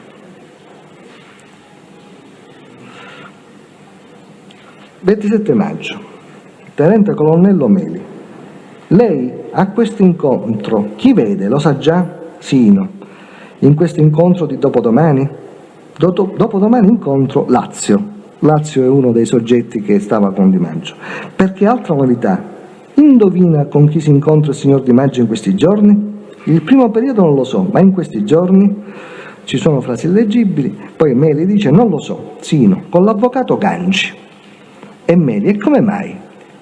Sino, perché l'avvocato Ganci deve andare a dire che Brusca che cosa gli ha fatto, cosa non gli ha fatto, ha saputo delle novità su Brusca e deve andargliela a riferire. Si incontrano, come si chiama, con quello, e uso un epiteto che evito di ripetere, con Camarda, da Di Maggio. Sempre la stessa trascrizione, 27 maggio 97, pagina 4, Sino dice: lo sa che cosa ho sentito da lui? Tenente Colonnello, Sino, la fine del processo Andreotti, la fine del processo, dei processi vari. Io per ora li tengo fermi e quello che avete voluto organizzare e fare sarebbe incredibile. Meli, mi scusi, ma lei con chi ha parlato? Sino, con Di Maggio. Meli, perché Sino, con Di Maggio, Meli, sono venuti a trovarla sopra? Sino, Meli, e che cosa le hanno detto? Sino, Meli, e cosa le hanno detto? Sino, che cosa mi hanno chiesto? Di mettere la mia testa a loro disposizione. Meli, per fare che cosa? Sino, Meli, per fare che cosa? Sino, per ricostituire tutto. Non possiamo, colonnello, veda che è pericolosissimo sotto ogni aspetto. Colonnello, lei rifletta che qua dobbiamo fare un'operazione intelligentissima, ci doveva far fare al processo Andreotti. Andiamo alla trascrizione della registrazione del 3 giugno 97. Questa è la prima fase ancora in cui Sino sa solo che si devono incontrare. In effetti, spiega Camarda, si erano già incontrati, però lui aveva fatto credere al Sino che dovevano ancora incontrarsi per avere una sua opinione, e poi il 3 giugno invece Sino sa già che cosa era successo. Pagina, dunque, 3 giugno, abbiamo Sino, ma ora c'è Ganci, ci va a raccomandare da Di Maggio e ci dici. È il punto. Dove c'è la freccia, Presidente? Dove c'è la freccia? Dove c'è la freccia? Dove c'è la freccia? Ma ora c'è Ganci, ci va a raccomandare da Di Maggio e ci dice: dici che non è vero. Porca miseria, ma come si fa? Non ha mai detto: ma praticamente noi questo discorso non lo dobbiamo toccare, perché se noi tocchiamo questi ci sminchiano. Ci fanno sapere a quelli: questi si aspettano tutte queste cose, che mentre camminano ne arriva qualche scupettata di quella seria, oppure dicono che siamo mestatori, lei ed io. Ma allora, arrivato a un certo punto, giriamoci quelle cose, ci facciamo le cose di piccolo cabotaggio. Io praticamente il discorso, che cosa devo dire? Speriamo che mi lasciano in pace. Dalla lettura complessiva di queste trascrizioni si rende conto che Sino racconta a Mary tutto quello che facevano Di Maggio e gli altri, cioè che erano responsabili di omicidi eccetera eccetera. Alla data del 27 maggio 1997 dunque Sino sapeva che Ganci deve incontrarsi in quei giorni con Di Maggio, che sarà Camarda a portare Ganci da Di Maggio, che si prepara alla fine del processo Andreotti, che qualcuno doveva far fare qualcosa a Di Maggio nel processo Andreotti. Alla data del 3 giugno 1997 Sino sapeva che Ganci aveva raccomandato a Di Maggio di ritrattare le sue accuse ed è tanto preoccupato di quello che si prepara da dire al Meli che questo discorso loro non lo debbono toccare, altrimenti entrambi avrebbero corso il rischio di essere uccisi. Sino aveva capito che dietro Di Maggio si muovevano forze potenti. La sua diagnosi è che lui e Meli, e lo vedremo più avanti perché è lui stesso che lo dice, si trovano tra l'incudine e il martello. Riferire tutto ciò ai magistrati significava infatti per lui, che ancora non era un collaboratore, esporsi a un duplice rischio: da un lato essere fatto fuori da coloro che volevano la fine del processo Andreotti e dall'altro non essere creduto dalla procura di Palermo, che in assenza di altri elementi avrebbe potuto ritenere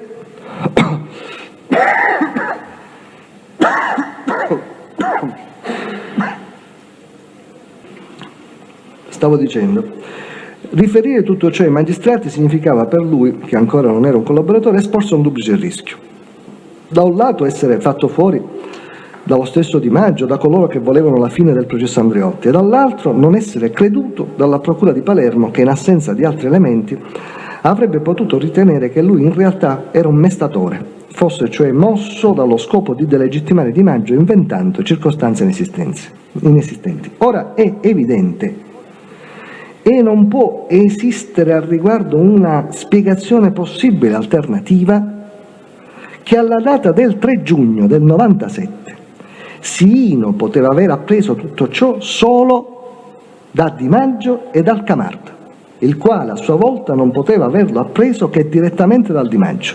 Nessun altro sapeva nulla alla data del 3 giugno 97. Questo è un dato oggettivo, cronologicamente troncante. Non sono dichiarazioni, queste sono registrazioni di conversazioni. Ne consegue che si ha per questa via la prova inconfutabile che tutto quanto hanno riferito Di Maggio, Camarda e Sino sulla vicenda Ganci risponde a piena verità. All'udienza del 7 aprile 97 Sino ha spiegato in quale contesto egli fece quelle confidenze al colonnello Meli, ignorando che i loro colloqui erano registrati. Egli era in contatto col colonnello Meli a seguito di un'estorsione subita da lui e da sua cognata. Aveva avuto con il Meli vari incontri nei mesi di aprile, maggio, giugno 97. Nel maggio 97, quando aveva informato il Meli che doveva recarsi a Pisa per cure mediche, questi gli aveva detto di contattare Celeste, che risiedeva in Toscana. Era stato proprio il Celeste a metterlo poi in contatto a Pisa col Di Maggio. Il Sino, incontratosi con Di Maggio, Camarda e Lazio all'ospedale di Pisa, aveva appreso dell'attività criminosa del Di Maggio, il quale gli aveva anche detto di avere i cani attaccati, cioè di godere di protezione dall'altro nel caso fosse stato arrestato.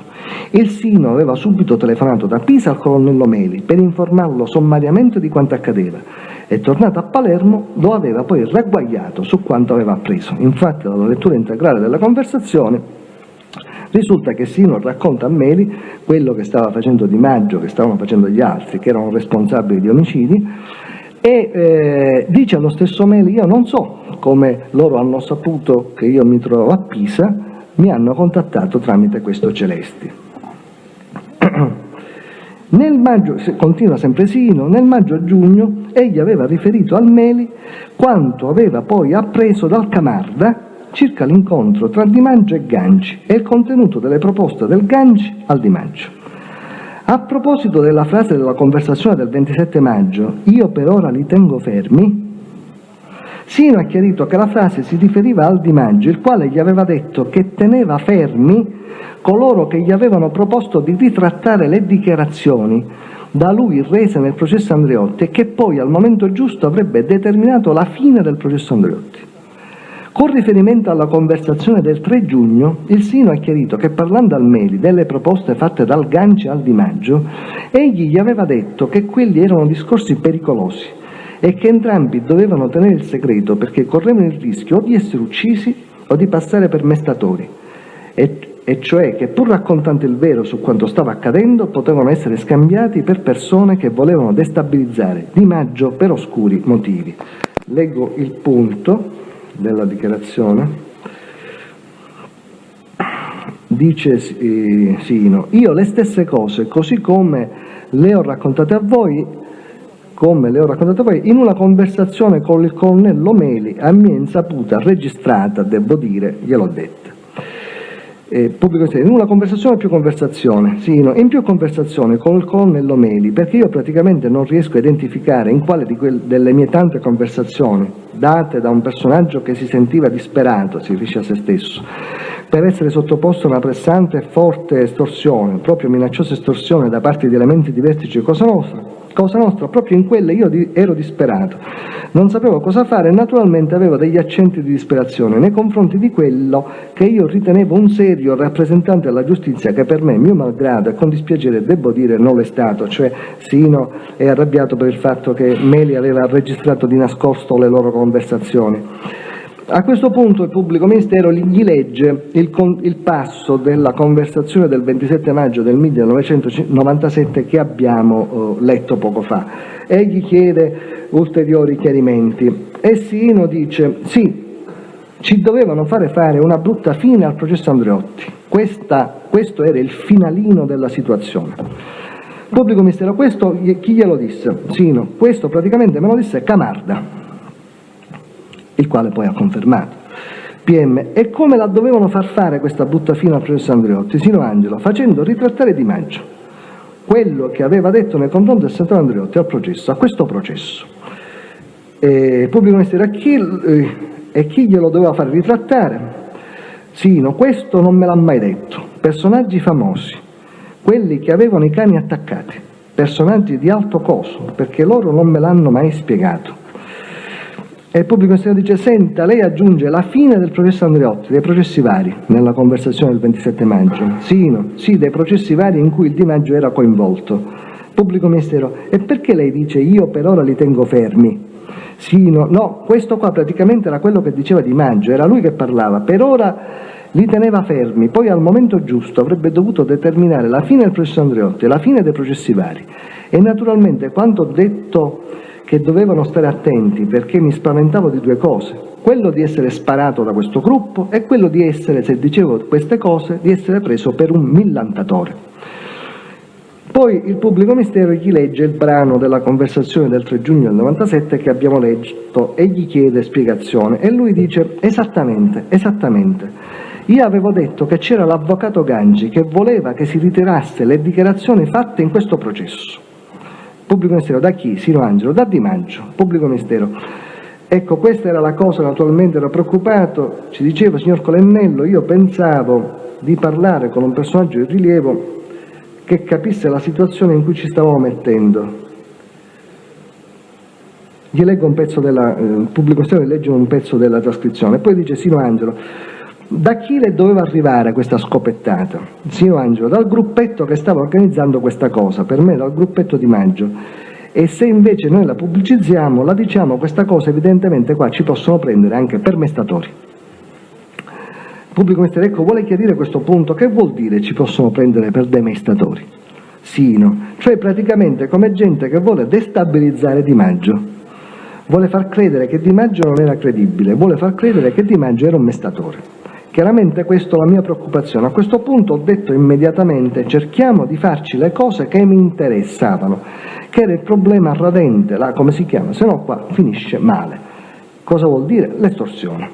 Quindi effettivamente i due, Meli e Sino, tengono il segreto su questa vicenda sino all'ottobre del 1997, quando Di Maggio viene arrestato. Di tutta questa vicenda non si sa niente sino all'ottobre del 97.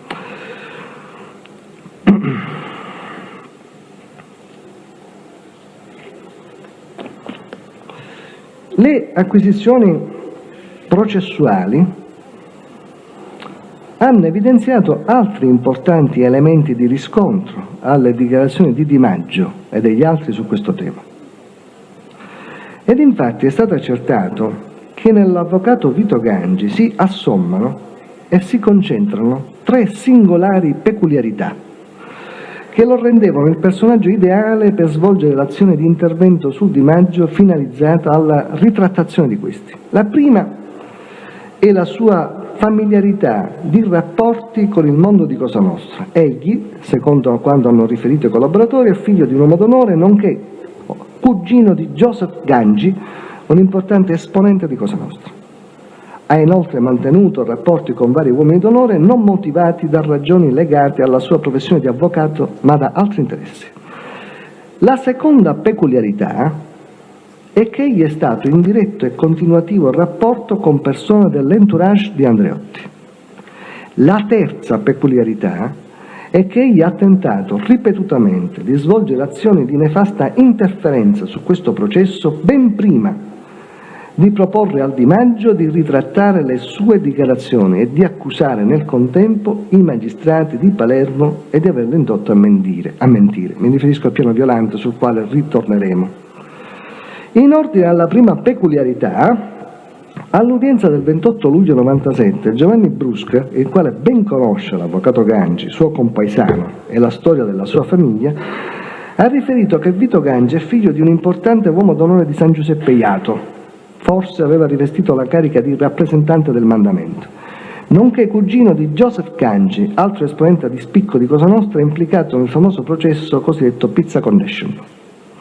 Giovanni Brusca ha conosciuto personalmente Joseph Gangi per averlo incontrato nella conceria di Francesco Bagnamonte, uomo d'onore assassinato. In tale conceria tra gli altri si recavano Salvatore Riina, Bernardo Provenzano e Nicola Eucaliptus. Per tali motivi, ha spiegato Brusca, egli aveva con l'avvocato Gangi un rapporto tutto particolare e lo metteva al corrente di fatti che invece taceva ad altri suoi difensori, come l'avvocato Raffaele De Restivo, con i quali manteneva un rapporto formale esclusivamente sul piano professionale. Giuseppe Maniscalco, pure uomo d'onore del mandamento di San Giuseppe Jato, ha dichiarato che Joseph Gangi, cugino dell'avvocato Vito Gangi, gli fu presentato dal suocero come uomo d'onore, molto influente, mentre del padre di Vito Gangi gli fu detto che si trattava di una persona di rispetto. Enzo Brusca a sua volta ha riferito di avere compreso dai discorsi del padre Bernardo che il padre e il cugino di Vito Gangi erano uomini d'onore. Enzo Brusca ha anche ricordato che l'avvocato Gangi fece da intermediario in un'estorsione effettuata dal padre Bernardo ai danni di un imprenditore di nome Bosco. All'udienza del 26 marzo 98, il maresciallo Paolo Azzerone, in servizio alla DIA, nel riferire i precedenti all'avvocato Vito Gangi, ha fornito un quadro complessivo che conferma le dichiarazioni dei collaboratori e che si può sintetizzare nei seguenti termini.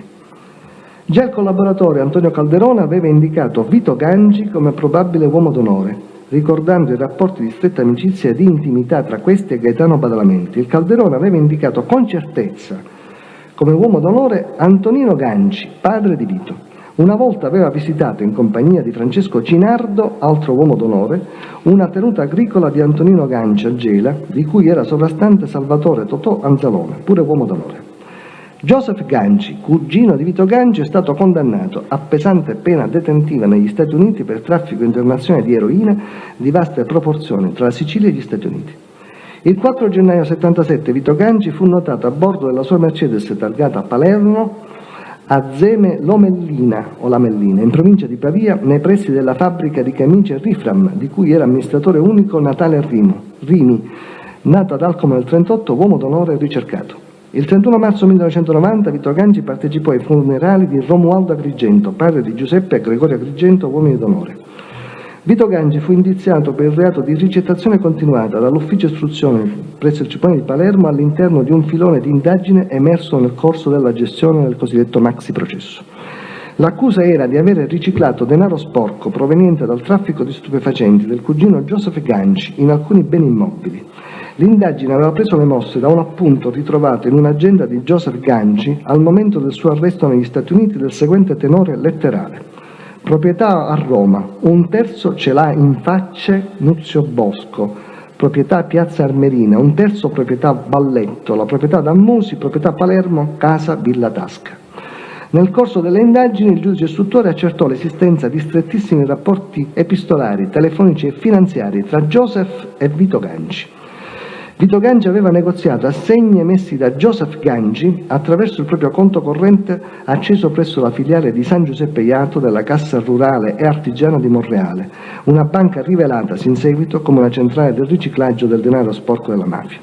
Nel 1981 Vito Ganci aveva acquistato in Roma, unitamente a Nunzio Bosco, rispettivamente per la quota di 1/3 e di 2/3, un vasto appezzamento di terreno alle porte di Roma, sull'Appia Antica, esteso 225 ettari, di proprietà di 3 società per azioni, la Safiorano, la Finanziaria Regionale Veneta e la Stella Azzurra, che avevano da poco trasferito la sede da Trieste a Bologna e che si avvalevano in Roma come istitore dell'anziano Gennaro Cassella. Tale personaggio era emerso nell'ambito delle indagini relative all'omicidio di Giuseppe Di Cristina, in quanto il Cassella aveva negoziato assegni emessi da Domenico Balducci, noto esponente della banda della Magliana, ucciso nell'81 e indicato da Tommaso Buscetta come uomo in stretti rapporti con Giuseppe Calò. Tale vasto appezzamento di terreno, del valore di vari miliardi, apparteneva al di là della proprietà cartolare, come fu accertato e come fu ammesso allo stesso Vito Ganci, anche a Joseph Ganci, comproprietario occulto. Vito Ganci, inoltre, interrogato al giudice istruttore circa l'acquisto di un'altra tenuta agricola a Mazzarino da tale Lorrè Giuseppe, dichiarò di averla acquistata da solo per la somma di lire 450 milioni, mentre il Lorrè lo smentì, dichiarando al giudice istruttore che la tenuta era stata venduta per lire 750 milioni e che almeno in 2 incontri durante le trattative era stato presente Joseph Ganci. All'udienza del 14 aprile 98 di questo dibattimento si è avuta la prova che Vito Ganci in quella circostanza non disse la verità al giudice istruttore. Infatti all'udienza predetta Giovanni Simonetti, amico personale di Vito Ganci, il quale partecipò personalmente a tutte le trattative di quella vendita, recandosi sui luoghi insieme a Joseph Ganci, ha riferito nei dettagli come quel terreno fu acquistato e interamente pagato da Joseph Ganci e come Vito Ganci fosse stato un semplice prestanome del cugino Joseph dietro lo schermo di una società costituita all'uopo. La tenuta, dichiarato ancora il Simonetti, era stata poi gestita dai Brusca e l'avvocato Ganci si occupava della contabilità. In questo contesto discorsivo va ricordato, e l'abbiamo già accennato, che l'avvocato Vito Ganci è stato implicato in un'altra inquietante vicenda, della quale ha parlato l'ex ministro Claudio Martelli all'udienza del 10 giugno 97. Ha riferito Martelli che nel marzo del 91, pochi giorni dopo l'emanazione del decreto legge 1 marzo 91, furono esplosi dei colpi di arma da fuoco contro il personale di polizia che stazionava dinanzi alla sua villa sull'Appia Antica. Poco dopo la polizia fermò 2 persone originarie di Alcamo ed indiziate mafiose che, come si accertò, provenivano dalla tenuta dell'avvocato Ganci in Roma. Egli parlò di tale episodio con Giovanni Falcone, il quale gli fece leggere gli atti dell'inchiesta che lui stesso aveva condotto su Vito Ganci, quando svolgeva le funzioni di giudice istruttore a Palermo e che concernevano i rapporti tra questi e Joseph Ganci. Falcone gli spiegò che quegli spari erano stati un avvertimento. Maggiori dettagli su questo episodio sono stati forniti dal maggiore Azzarone, il quale all'udienza del 26 marzo 98 ha precisato che 2 colpi di arma da fuoco furono esplosi la sera del 29 maggio 91 e che le 2 persone sottoposte al controllo erano Nicola Cracolicci, denunciato per associazione mafiosa nell'87, e il fratello Antonello. Entrambi dichiararono di risiedere nella tenuta dell'avvocato Ganci in Roma. Giovanni Simonetti, che ha risieduto a lungo nella tenuta del Ganci a Roma, ha specificato che la villa di Martelli si trova in un terreno confinante con quello del Ganci, ricordando che Giovanni Ganci, fratello di Vito Ganci, gli aveva raccontato che verso le ore 4:35 del mattino, Quindi a poche ore dagli spari tutta la tenuta era stata perquisita dai carabinieri.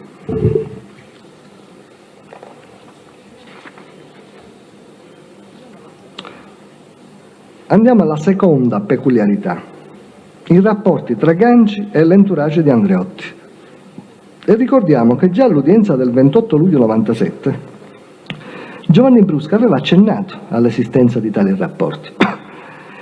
Il Brusca, infatti, quando ancora non si sapeva niente di questa vicenda, il Brusca infatti spiegò che dopo aver abbandonato il cosiddetto piano Violante aveva ripiegato su un altro progetto, sempre finalizzato a delegittimare Di Maggio. Si trattava del piano consistente nel tagliare i fili, come ha detto lui, tra i Salvo e Andreotti, rendendo ai magistrati dichiarazioni false che tendevano a dimostrare che i Salvo avevano avuto rapporti solo con alcune persone gravitanti intorno ad Andreotti, come Claudio Vitalone, ma nessun rapporto con quest'ultimo. Di questo suo piano, o meglio dell'intenzione di rendere tale dichiarazione ai magistrati, egli aveva parlato all'avvocato Ganci nel corso di alcune udienze, chiedendogli di stabilire contatti a Roma con persone vicine ad Andreotti, in modo da garantirgli un'adeguata copertura.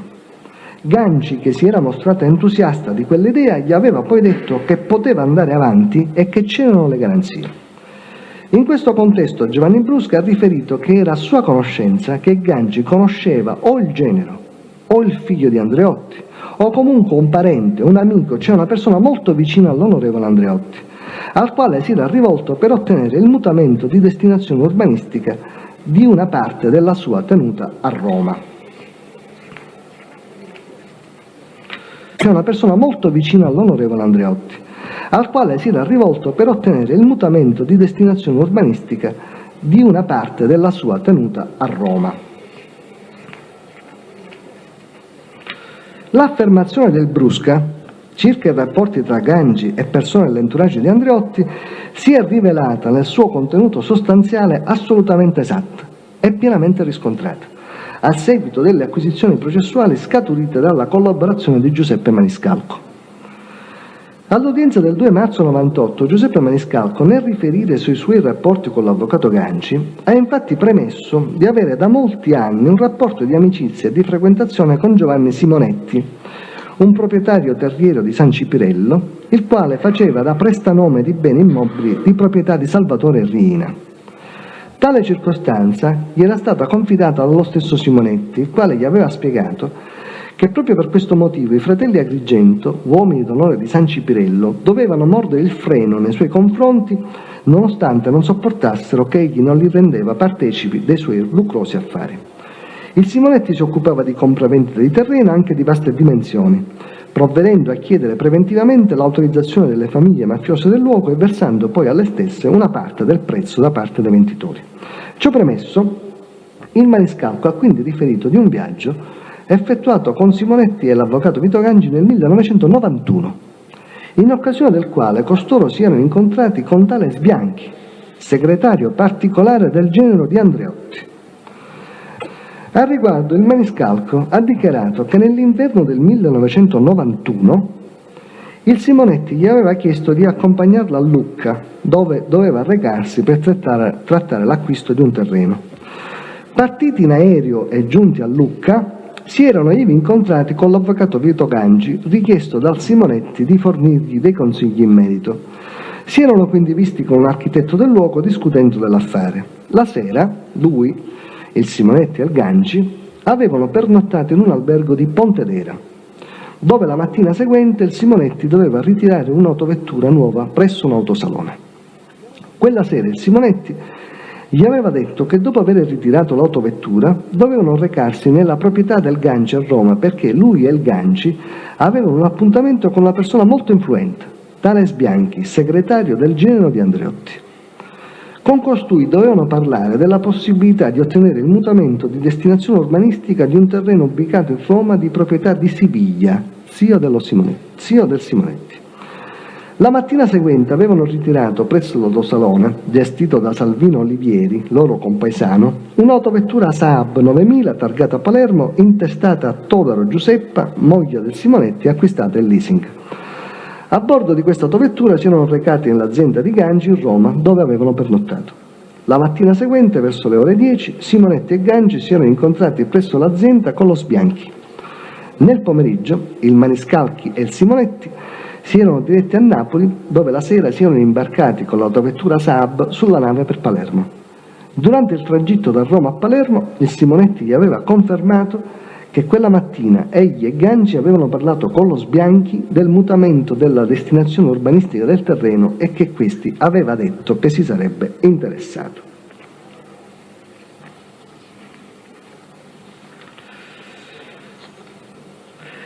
Il Simonetti, sentito al riguardo in data 22 gennaio del 1998 dalla Procura di Palermo in sede di indagini, pur ammettendo tutte le circostanze del viaggio riferite al Maniscalco e pur ammettendo di conoscere lo Sbianco, aveva negato tuttavia di sapere se questi avessero o meno rapporti con parenti di Andreotti, escludendo altresì qualsiasi interessamento per il mutamento della destinazione urbanistica del terreno dello zio di Siviglia.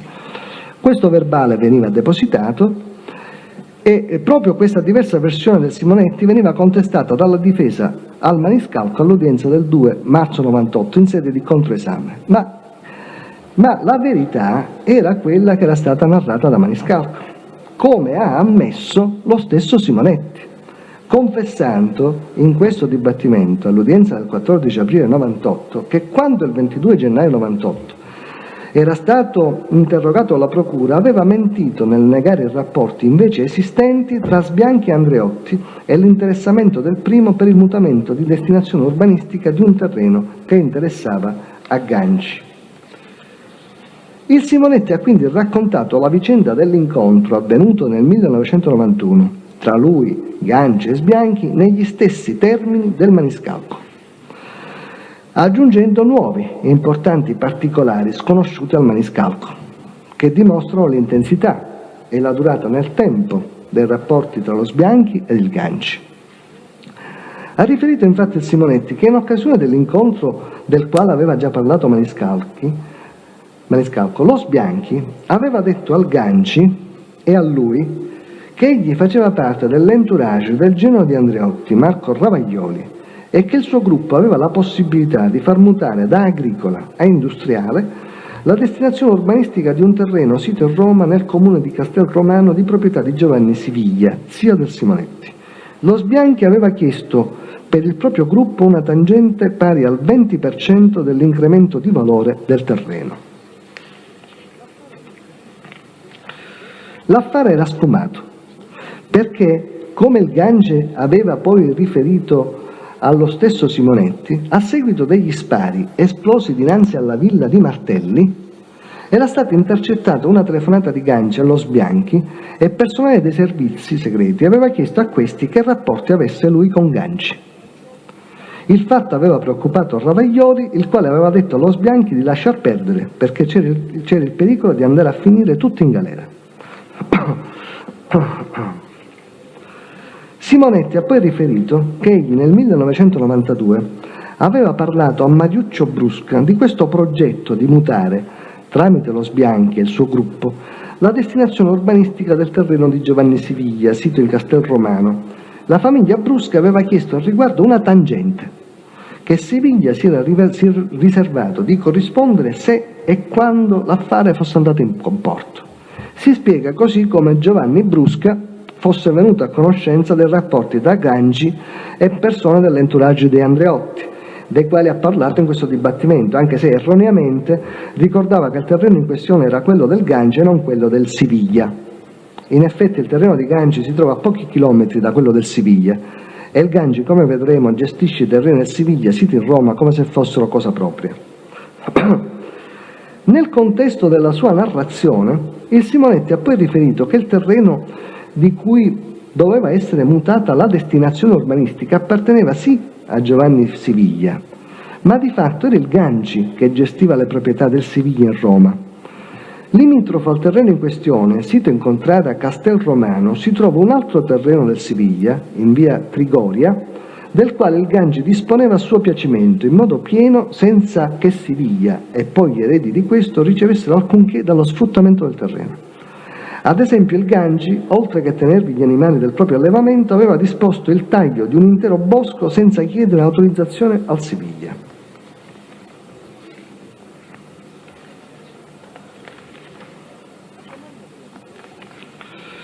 A domanda della difesa, finalizzata a sapere perché l'avvocato Ganci non si fosse rivolto allo Sbianchi, anche per ottenere un mutamento di destinazione urbanistica del terreno di sua proprietà, sito a Roma in contrada Cornacchiola, il Simonetti ha chiarito che lo stesso Ganci gli aveva spiegato che dopo il clamore seguito all'inchiesta condotta dall'ufficio istruzione di Palermo sul predetto terreno, di cui era comproprietario occulto Joseph Ganci, non aveva più alcuna possibilità di brigare per ottenere un eventuale mutamento della destinazione agricola. Dal complesso di tale dichiarazione si comprende come Vito Ganci, attesa l'impossibilità di realizzare illecite speculazioni urbanistiche sul proprio terreno, avesse dirottato i propri appetiti sul terreno del Siviglia, del quale disponeva a pieno titolo. Se l'affare con Sbianchi fosse andato in porto, il merito sarebbe stato solo suo, in quanto egli aveva stabilito il contatto con Sbianchi e si era interessato al fine di ottenere illecitamente il mutamento di destinazione urbanistica, sicché avrebbe avuto pieno titolo a chiedere e ottenere una fetta della torta dei lucrosi guadagni conseguenti a tale mutamento di destinazione. È importante rilevare che i rapporti tra il Ganci e lo Sbianchi proseguirono intensamente anche dopo che il progetto in questione sfumò. Ha riferito al riguardo Simonetti che il Ganci prestò allo Sbianchi una somma di 30 o 35 milioni, che faticò poi a farsi restituire, che successivamente lo Sbianchi aveva chiesto a lui e a Franco Siviglia un prestito di 100 milioni, che entrambi gli negarono. Nel richiedergli tale prestito, lo Sbianchi gli disse che lui e Ravaglioli avevano acquistato un terreno confinante con quello del Siviglia e Roma, contrada Trigoria, e avevano spesi molti miliardi per la costruzione di mini appartamenti. Avevano bisogno di denaro perché dopo l'inizio del processo a carico di Andreotti, i conti del gruppo erano bloccati. In realtà si tratta di un'imprecisione. I conti non erano stati bloccati, ma erano stati disposti dalla Procura di Palermo indagini bancarie e patrimoniali su Andreotti, i suoi congiunti, ivi compresi il Ravaglioli. Simonetti dice ancora che Ganci, Sbianchi e tale Cinaglia costituirono nel 93 e nel 94 una società per l'allevamento di bestiame e che lo Sbianchi diede a Ganci un assegno postdatato a sua firma, assegno che venne ritirato dalla banca per evitare il protesto e che fu coperto dal Ganci. Il racconto di Maniscalco, relativo all'incontro tra Ganci, Sbianchi e Simonetti nel 1991, era stato pienamente riscontrato anche nei minimi dettagli, ben prima che Simonetti si decidesse a raccontare la verità. Infatti il commissario Farinacci nel corso dell'udienza del 26 marzo 98 ha riferito che l'avvocato Vito Ganci, Giovanni Simonetti e Giuseppe Maniscalco hanno alloggiato presso l'albergo La Rotonda in Pontedera con arrivo il giorno 5 febbraio 91 e con partenza il 6 febbraio 91. I tre sono stati registrati con numerazione progressiva ed hanno alloggiato nella stessa stanza, la numero 39. Il test ha altresì riferito che la moglie di Simonetti Giovanni, Todaro Giuseppa, è intestataria di un'autovettura Saab 9000 Turbo venduta dalla Giole SRL, società avente per oggetto il commercio di autoveicoli con sede in Pontedera. Amministratore di tale società è Oliveri Salvatore, nato a San Cipirello e residente in Pontedera. Sempre nel corso dell'udienza, il commissario Farinacci ha riferito che per quanto concerne il viaggio e il ritorno è stato accertato che Simonetti in data 7 febbraio 91 si è imbarcato sul traghetto della Tirrenia per la tratta Napoli-Palermo. Nella circostanza Simonetti aveva al seguito un'autovettura Saab targata a Palermo e il biglietto di cui era munito era valido per 2 persone. Le dichiarazioni di Maniscalco sono state riscontrate anche in altri punti. Il Simonetti ha ammesso infatti di essere stato prestanome di beni immobili di Brusca, nonché di un terreno di Rina, in contrada Pietralunga nel comune di Monreale, pur lamentando che l'autorità giudiziaria avesse sequestrato a Rina anche altri beni intestati ad esso Simonetti e dei quali egli assume di essere, a differenza di quello sito in contrada Pietralunga, l'effettivo proprietario e non un semplice prestanome. Il ruolo svolto da Simonetti per conto di Cosa Nostra è stato confermato anche da Enzo Brusca. Questa, all'udienza del 4 marzo 98, ha riferito che Simonetti era a disposizione dell'organizzazione mafiosa e in particolare faceva da prestanome ai Brusca e a Rina nell'intestazione di beni immobili. E Simonetti, persona di fiducia di Giovanni Brusca e di Leonardo Vitale, fungeva anche da uomo di collegamento tra Giovanni Brusca e l'avvocato Ganci. E Simonetti era stato presente quando Giovanni Brusca, nel corso della latitanza, si era incontrato con il Ganci, incaricandolo di chiedere all'avvocato Biondi di assumere la difesa in grado di appello di Leonardo Vitale, condannato all'ergastolo per vari omicidi e latitante. All'udienza del 26 marzo 98, nell'intervallo temporale intercorso tra l'esame di Giuseppe Maniscalco in data 2 marzo 98 e quello di Giovanni Simonetti in data 14 aprile 98, quindi in questo intervallo temporale, è stato sentito Fabio Sbianchi. Costui si è limitato ad ammettere quello che non poteva negare perché già ampiamente riscontrato e documentabile, cioè che è stato segretario di Marco Ravaioli, genero di Andreotti, dal 1989 al 1992, nel periodo in cui questi aveva rivestito le cariche di consigliere comunale e assessore al Comune di Roma. Poi dal 1992, quando Ravaioli era stato eletto al Parlamento, era divenuto suo assistente parlamentare.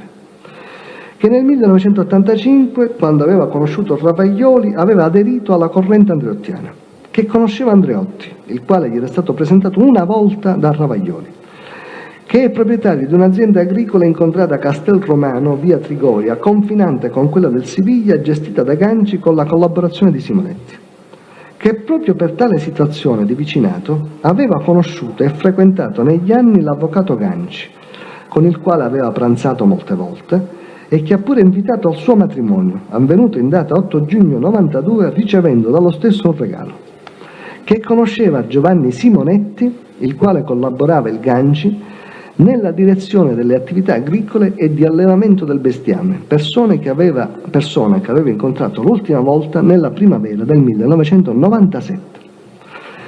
Relativamente alla vicenda concernente il mutamento di destinazione urbanistica del terreno di Siviglia, sito incontrato a Castelromano, a fronte della lettura delle dichiarazioni rese al riguardo da Giuseppe Maniscalco, lo Sbianchi ha dichiarato che forse aveva parlato di tale problema con Ganci, ma in modo generico e accademico, escludendo tuttavia di essersene mai concretamente interessato in prima persona o presso altri.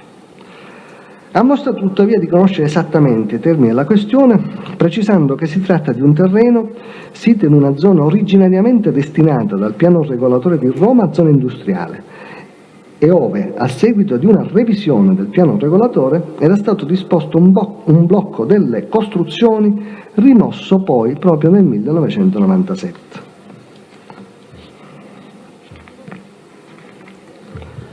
Il Simonetti, sentito dopo lo Sbianchi in dibattimento, ha avuta cognizione in dibattimento delle dichiarazioni rese dallo Sbianchi e ha fermamente confermato la propria versione, dichiarandosi disposto a un confronto con lo Sbianchi. Nel contrasto tra le versioni dello Sbianchi e quelle concordanti di Maniscalco e di Simonetti non vi è dubbio che sia lo Sbianchi a non dire la verità. Va infatti considerato che il nome dello Sbianchi è emerso incidentalmente per la prima volta nel corso delle indagini preliminari, nel corso di un interrogatorio in cui Maniscalco ha esposto quali erano stati i suoi personali rapporti con l'avvocato Ganci, senza attribuire all'episodio del viaggio a Pontedera e poi a Roma nella tenuta di Ganci alcuna particolare rilevanza, cioè in quanto egli alla data di quel suo interrogatorio era all'oscuro dei fatti e incontri tra Di Maggio e Ganci per la ritrattazione, alla luce dei quali l'episodio in questione assumeva una potenziale rilevanza investigativa, cioè Maniscalco non sapeva in quale quadro investigativo si collocavano le domande. Gli viene chiesto: ma lei che rapporto ha avuto con Ganci? E lui parla di questo rapporto della cui importanza non ha la chiave di lettura nel momento in cui parla. Dal suo punto di vista, quello di Pontedera era dunque un episodio che raccontava solo perché lo aveva vissuto e solo per rispondere alle domande degli inquirenti, decontestualizzata e quindi non significante per lui dalla vicenda complessiva che riguardava Di Maggio, soggetto completamente estraneo all'episodio in questione, cioè mentre raccontava questo episodio non c'era nessun rapporto con Di Maggio, con la ritrattazione, era una cosa completamente decontestualizzata. Il suo racconto, oltre che disinteressato, si è rivelato, grazie ai riscontri acquisiti, rispondente al vero sin nei minimi dettagli. Quanto a Simonetti, va osservato che Simonetti è amico personale da molti anni dell'avvocato Ganci, nella cui azienda risiedeva sino alla data del suo esame in questo dibattimento e che sin dal 1984 è stato il suo difensore di fiducia in vari processi. Egli dunque non aveva alcun interesse a riferire fatti controproducenti per il Ganci e potenzialmente per sé medesimo, quale quelli che ha narrato in udienza. Al contrario, aveva interesse a tacere, come dimostra il fatto che in un primo momento ha tentato di negare di sapere che Sbianchi era il segretario particolare del generale Andreotti e che con lo Sbianchi lui e il Ganci nel 91 avevano discusso del mutamento di destinazione urbanistica del terreno di Siviglia. Lui ci ha tentato. Ed ancora, Simonetti avrebbe ben potuto limitarsi, una volta decisosi a parlare, a confermare solo l'episodio già riferito dal maniscalco. È vero, ci siamo incontrati a Ponterera, si è discusso di questa cosa, senza aggiungere altri importanti particolari sullo sviluppo successivo dei rapporti tra lo Sbianco e il Ganci, e ciò senza che gliene potesse derivare danno, atteso che tali ulteriori fatti erano nella sua esclusiva cognizione ed erano ignoti all'autorità giudiziaria. Va ancora rilevato che già nel 1991 egli aveva parlato della vicenda del mutamento di destinazione urbanistica del terreno sito in Roma a Mariuccio Brusca, come dimostra il fatto che Giovanni Brusca ne era venuto a conoscenza. Giovanni Brusca è il primo in questo dibattimento, prima che succeda dell'arresto di Di Maggio e che vengano fuori tutte queste storie, che parla di questa vicenda, e la sa perché Simonetti l'aveva detto ai Brusca e quindi ne era venuto a conoscenza. Dunque Simonetti è pienamente attendibile. Va ancora rilevato che la sua attendibilità ha ricevuto un'ulteriore conferma dal fatto che Giovanni Brusca, dicevo poco fa, già prima di lui aveva accennato alla vicenda del mutamento di destinazione urbanistica per il tramite di una persona dell'entourage di Andreotti. Di tale fatto Giovanni Brusca era venuto a conoscenza tramite Mariuccio Brusca, al quale ne aveva parlato già nel 1991 lo stesso Simonetti.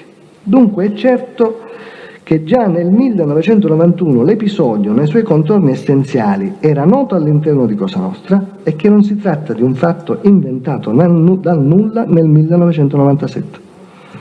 Di contro, Fabio Sbianchi ha un fortissimo interesse a non dire la verità, minimizzando i suoi rapporti con Ganci a livello di rapporti sorti esclusivamente per ragioni obiettive di vicinato ed esauritisi in questo ristretto ambito. È evidente che ammettere di avere contrattato con il Ganci una tangente in cambio di un intervento diretto a sbloccare illecitamente la situazione edilizia del terreno di Siviglia equivaleva a confessare un reato, aprendo nel contempo una pista investigativa suscettibile di condurre all'accertamento di altri eventuali illeciti riconducibili al gruppo andreottiano nel quale egli è inserito.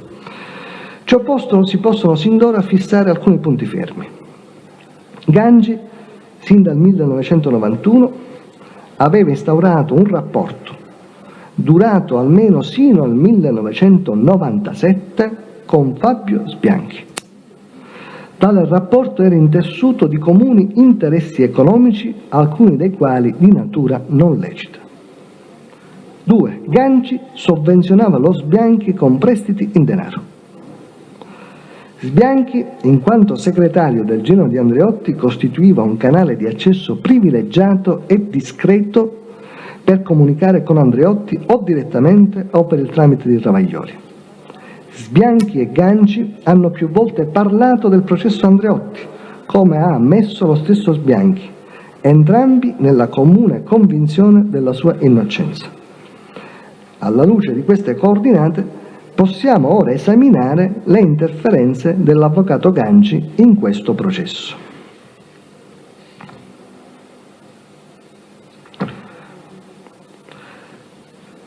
Facciamo solo 5 minuti e questo lo possiamo fare in 20 minuti. Vabbè.